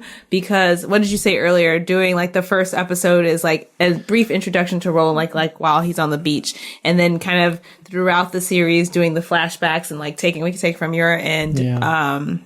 And then like each episode is kind of like introducing a new character. So you get Eddie, and then you get Odetta and Jack Mort. I would watch that. Like this, I would love to see. And then you can reference, like you said, back to the Gunslinger. Yeah. But people are so in love with those kind of like shows like Lost, where everything's connected. And this is literally everything is connected. And you could do that. You could even have the first episode follow Eddie. And then, or if you did, you could do like Roland versus the Lobstrosities, the whole beach thing, and it ends with him opening the door and you see the world from above, and then that's the cliffhanger. And then the next episode is Eddie and Henry talking about the drugs all the way up until that point. And then you realize that that's what he's seeing is from Eddie's eyes, the connecting those. And then you continue to do that slowly and introduce these characters and give them their due, which is baffling to me. Why it's such a HBO show. I just don't know how this hasn't been done yet. Yeah, because you can do it. It's very doable, especially with our special effects these days. It's insane. All this stuff like the door following them. I mean, I can see all this stuff happening easily. Our friend at college, Billy Hansen, who's a great director and actually a writer too at this time. But he was the first person I ever heard propose making a show out of this. Yeah. And he was in film school, and this is before, Game of Thrones. Like now it seems like commonplace to adapt something into a series. But he was like, I would love to do the Dark Tower as like an episodic series. And we were like, that is such a good idea. And Dan, I know COS did a kind of King Universe who would play who thing. If you have a chance to pull that up, do you have access to that? Yeah, here, let me. And just so we can see who they maybe cast as some of these characters from this book. It was what was that called? The King Cinematic Universe, I think, right? I believe so. Yeah. Yeah. Let me pull that up real quick. Not to like toot our own horns, but I remember when we worked on that. I'm not saying like they took the idea, but I think there was just something in the air that was like, oh, that's a good idea, right? Like that, like that's how they should do this. And they obviously haven't done a King Cinematic Universe, but we are in kind of a King Golden Age of adaptation. So I'm wondering if we might get something like that. Oh, Flieger, you worked on this too. It looks like. Yeah. Let me hear. You guys keep talking. I'll pull it up. Yeah. While you're chatting, personally now, and I think it's just because of the lobstrosity sequence, I really was picturing Tom Jane as Roland, because I feel like he fits the age now, because he's just older, more haggard, man of few words. I can see him really easily doing this role. Now, look, I love Idris Elba, and in a perfect world, I would really love to see him in future versions of this if they continued, and if Amazon does do this show, whatever that might be. I really, really wish he would continue, but it just doesn't look like it's in the cards. In the article, we actually cast Roland as Viggo Mortensen. I can totally see that too. And actually, one of my personal favorites for a while, he was attached to the project, was Javier Bardem. Yeah. And I think his accent gives a little bit of an otherworldly, He would have been great. I was surprised at that when they cast him originally. I think he was on board when Ron Howard was doing it originally. Oh, Ron Howard was scheduled to do the Dark Tower, He was first. He was. And J.J. Abrams was attached before that. Before and the way that. he got the rights was he offered King $19 for the rights. So Stephen King was Yeah, like, and he was like, it's in safe hands, basically. It's a development hell project. It's just no it one just went seems to get it right. Yeah, hell and back. And I know that we all kind of joked around about, and it's funny that you mentioned Jesse from Breaking Bad, but I think that that actor Aaron Paul, would be I think he would have been White bitch. So I think he would have been a great Eddie Dean when he was younger. I think that he would be a great Henry now. Here's I have this. So this article is from 2015. So we have Viggo Mortensen as Roland Deschain, Matthew McConaughey as Randall Flagg, which we called that. Nolan Lyons is Jake Chambers, who's actually not in the book that much. And for Eddie, we have Dane DeHaan. Henry, we have Emile Hirsch. Jack Gandolini, we have Vincent Piazza. Rico Balazar, we have Frank Vincent, who died last year, so that couldn't happen. Odetta Holmes, we have Lupita Nyong'o. And Jack Mort, we have Paul Scholes. That's a pretty good cast, I think. I like Lupita. What would you swap out? Obviously, Frank Vincent, he's dead now, but there's plenty of honestly. John Travolta as Balazar. I would cast. I'd cast Naomi Harris as Odetta. I was gonna say who plays in Black Panther. Oh yeah, I would cast her. Yeah, she actually. Yeah, I think you're right. She would be really good too. Yeah. You could. I mean, that's what kills me is these roles lend themselves to a lot of people. A lot of people can step into these roles. It's just a matter of finding the actor that can pull it off. Yeah.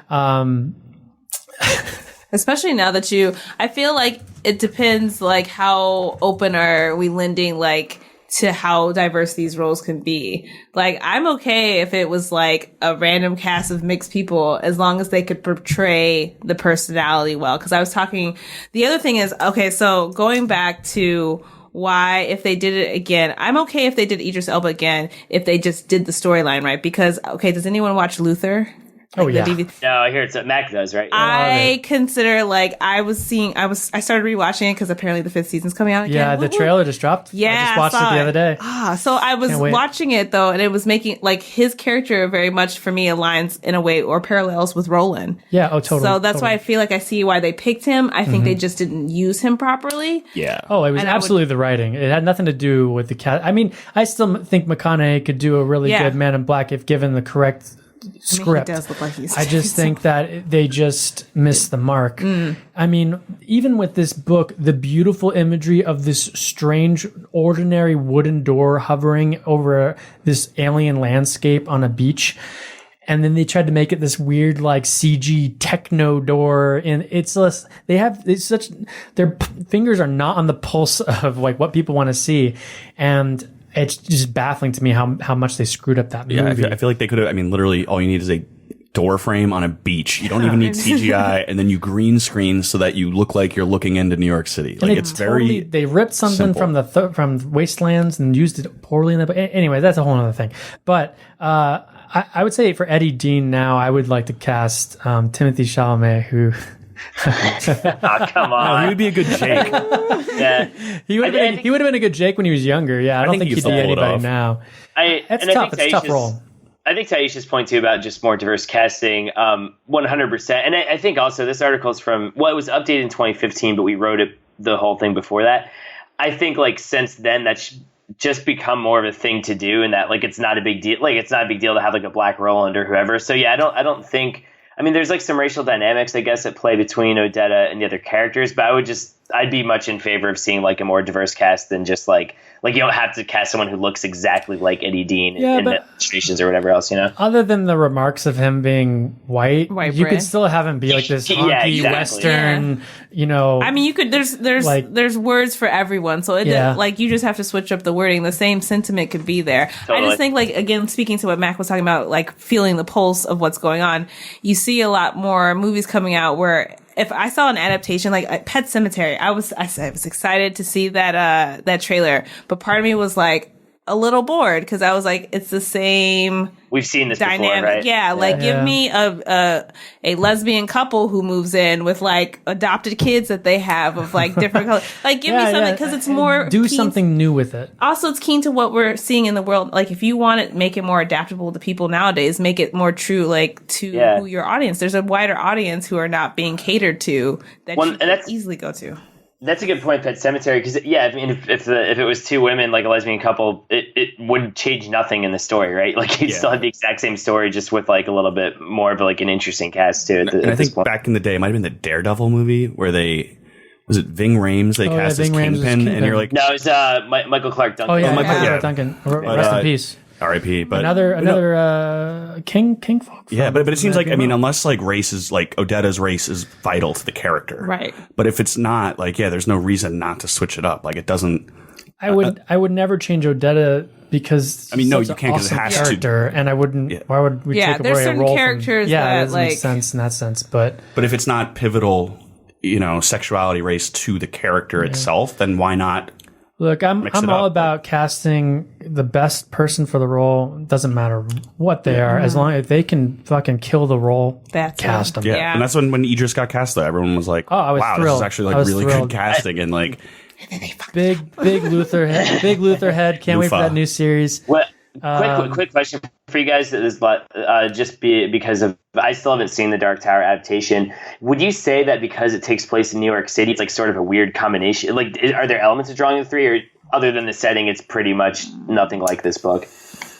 Some of Midworld, they do a good job illustrating, but even that fell flat for me a little bit. They hop to like where the breakers are from book 5. Yeah. Which is like, I just felt confused the whole time. Like everything was very choppy and they were throwing in different parts and I could never get a bearing of like what the actual, it was like suddenly he's here and this is happening. Like it's never get a bearing. It's basically someone read the books and we're like, we're going to take what we think is the best parts of the books and put them all in one movie.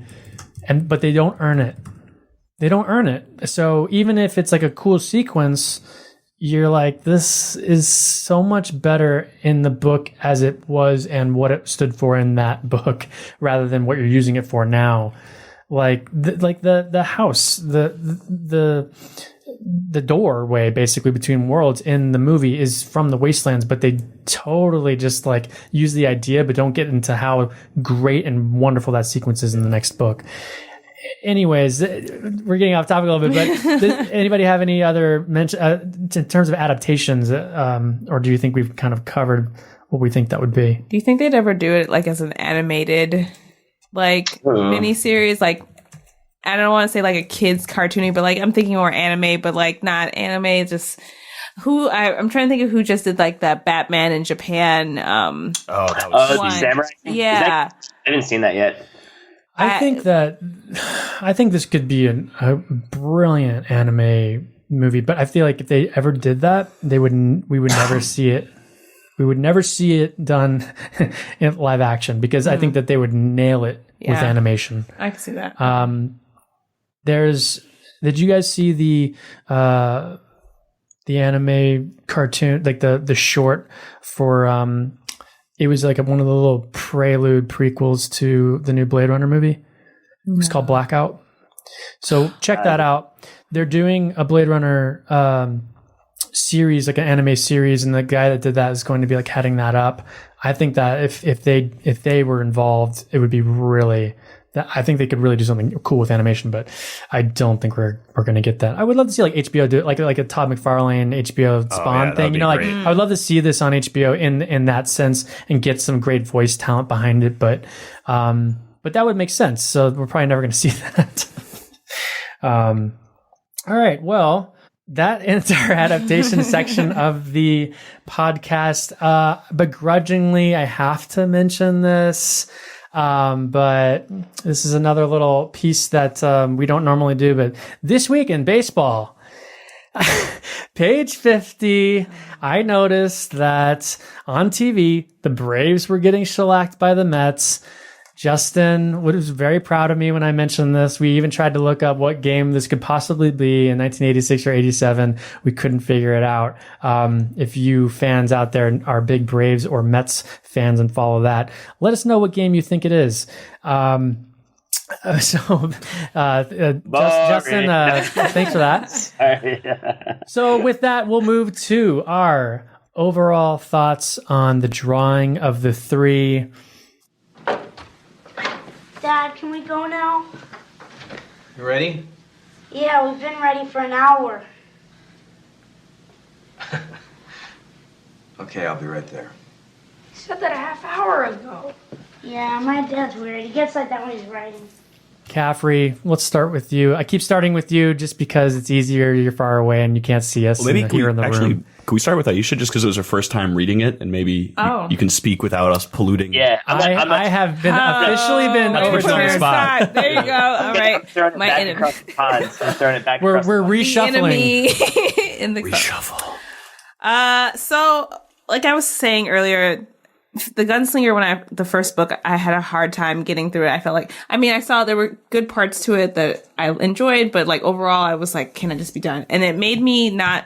I picked up this book, Drawing the Three, tried to get through it, and I was like still kind of caught up like in the Gunslinger, so I put it down. And I hadn't touched it in like a year until you guys were talking about doing this recording, and I definitely want to read through the rest of the series. Like I pulled out all the books, and I was like, okay, Dad, I need the last 3 of the series because I'm gonna have to blow through these over the winter.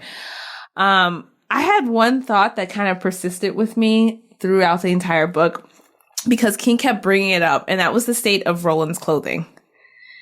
As you go through the book, and I was like, is there a parallel? Are we talking about the state of like Roland's mental being, or like where he is when we keep comparing the clothing? But every time King makes mention, at least, throughout every chapter of like how tattered, like he goes to pull something else off of his clothes, and it's like, well, now I'm like, how much is he naked now walking through the desert? Like, is he's in tatters, he's broken, like this next part of the journey, like where is he going to be in that step? Like, is he going to be going into this half naked and like with his 2 posse, like a woman in a wheelchair and a junkie, an ex-junkie? Like, why? Like, I was just curious why King kept bringing up the state of Roland's clothing. Because he was picturing Idris Elba in this role. I guess that I understand totally. Keep going. Oh, man. But I liked it. I loved it. I'm ready to read the next book. Even if I'm not in the recording, I'm going to be listening because I literally last night, I started listening to the recording you guys did for the Gunslinger. And I think it was Allison who was in it. Yeah. She mentioned StephenKing.com, and I was like, what is this world? And I like literally was on a black hole journey last night till 2 a.m. Be careful. It's going to spoil so many things for you. I know. I had to stop. I was telling you, I had to stop because I was like, who's this person and who's this? And like, Wolves of Kala had Father Callahan. Is that his name? Oh, we might omit that as a spoiler for the fans that haven't read it. I'm sorry. That's okay. I haven't read the book he was in. So. Well, let me just ask you, how many bright red Pennywise clown noses do you give this book? 5 out of 5. Ooh, 5er. I know. I'm surprised. 5er. I say that like it's a surprise. I'm also in that camp. I'll go next. I'm going to give it 5 out of 5.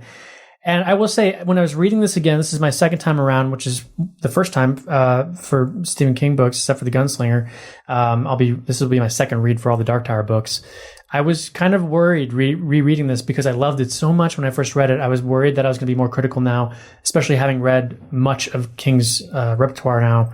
as canon. I was worried, but man, I can't remember what point it was. Maybe it was during the shootout, but I just thought, no, this is going to be 5 stars for me again.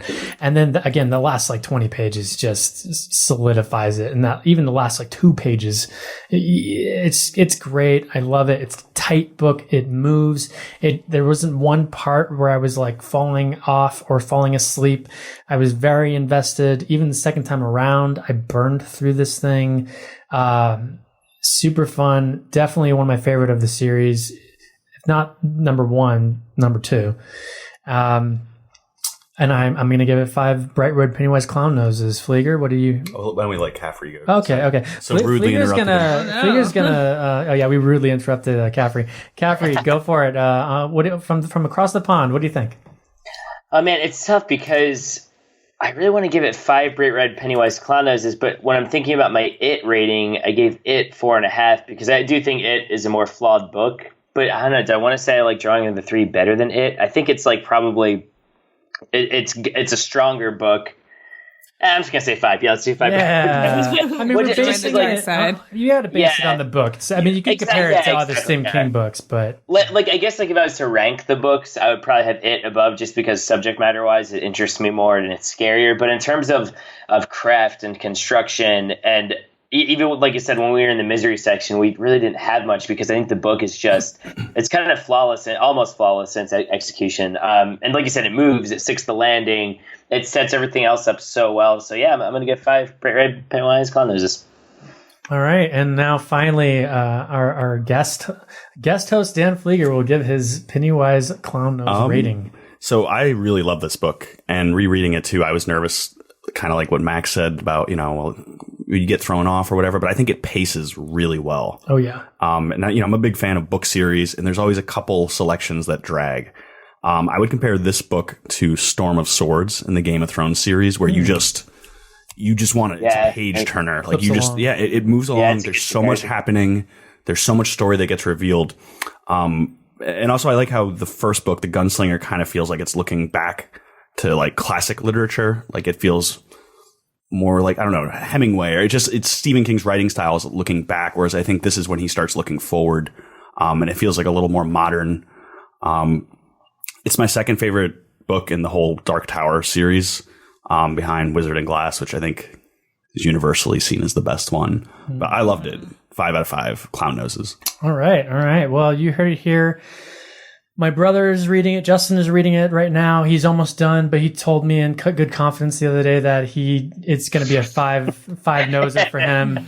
And good confidence. He leaked it. He leaked it. And if you want to know what our other losers thought, reach out to them on social media and ask them. And I'm sure they'll tell you, but they did not tell us. Well, thanks again to our constant listeners for continuing to check out the Losers Club week to week Stephen King. And I personally would like to thank you for sticking with us for another year of King-related everything. Please be sure to spread word about the podcast and leave us a review on iTunes, Facebook, Stitcher, wherever you listen to us. That helps us greatly, and we really do appreciate it. That was our final book of the year, folks. But don't drift off while driving in the snowy mountains, for our next book will be Stephen King's Misery. And I said that like it was a reveal that Stephen King was the author of our next book, but he is. So be sure to read Misery, for that coverage will come sometime in January. So you have plenty of time to read that book. That's also another short one, but a tight read and a good read, I've heard. So look forward to that. And we look forward to next time. But until then, long days, pleasant nights. Oh, we stuck that one. Damn. We got to work on our quartet, folks. Yeah. Thanks a lot. Good night, folks. I got some hot friends. God, I got some hot friends. I got some hot friends. God, I got some hot friends. But you know you want somebody to treat you good.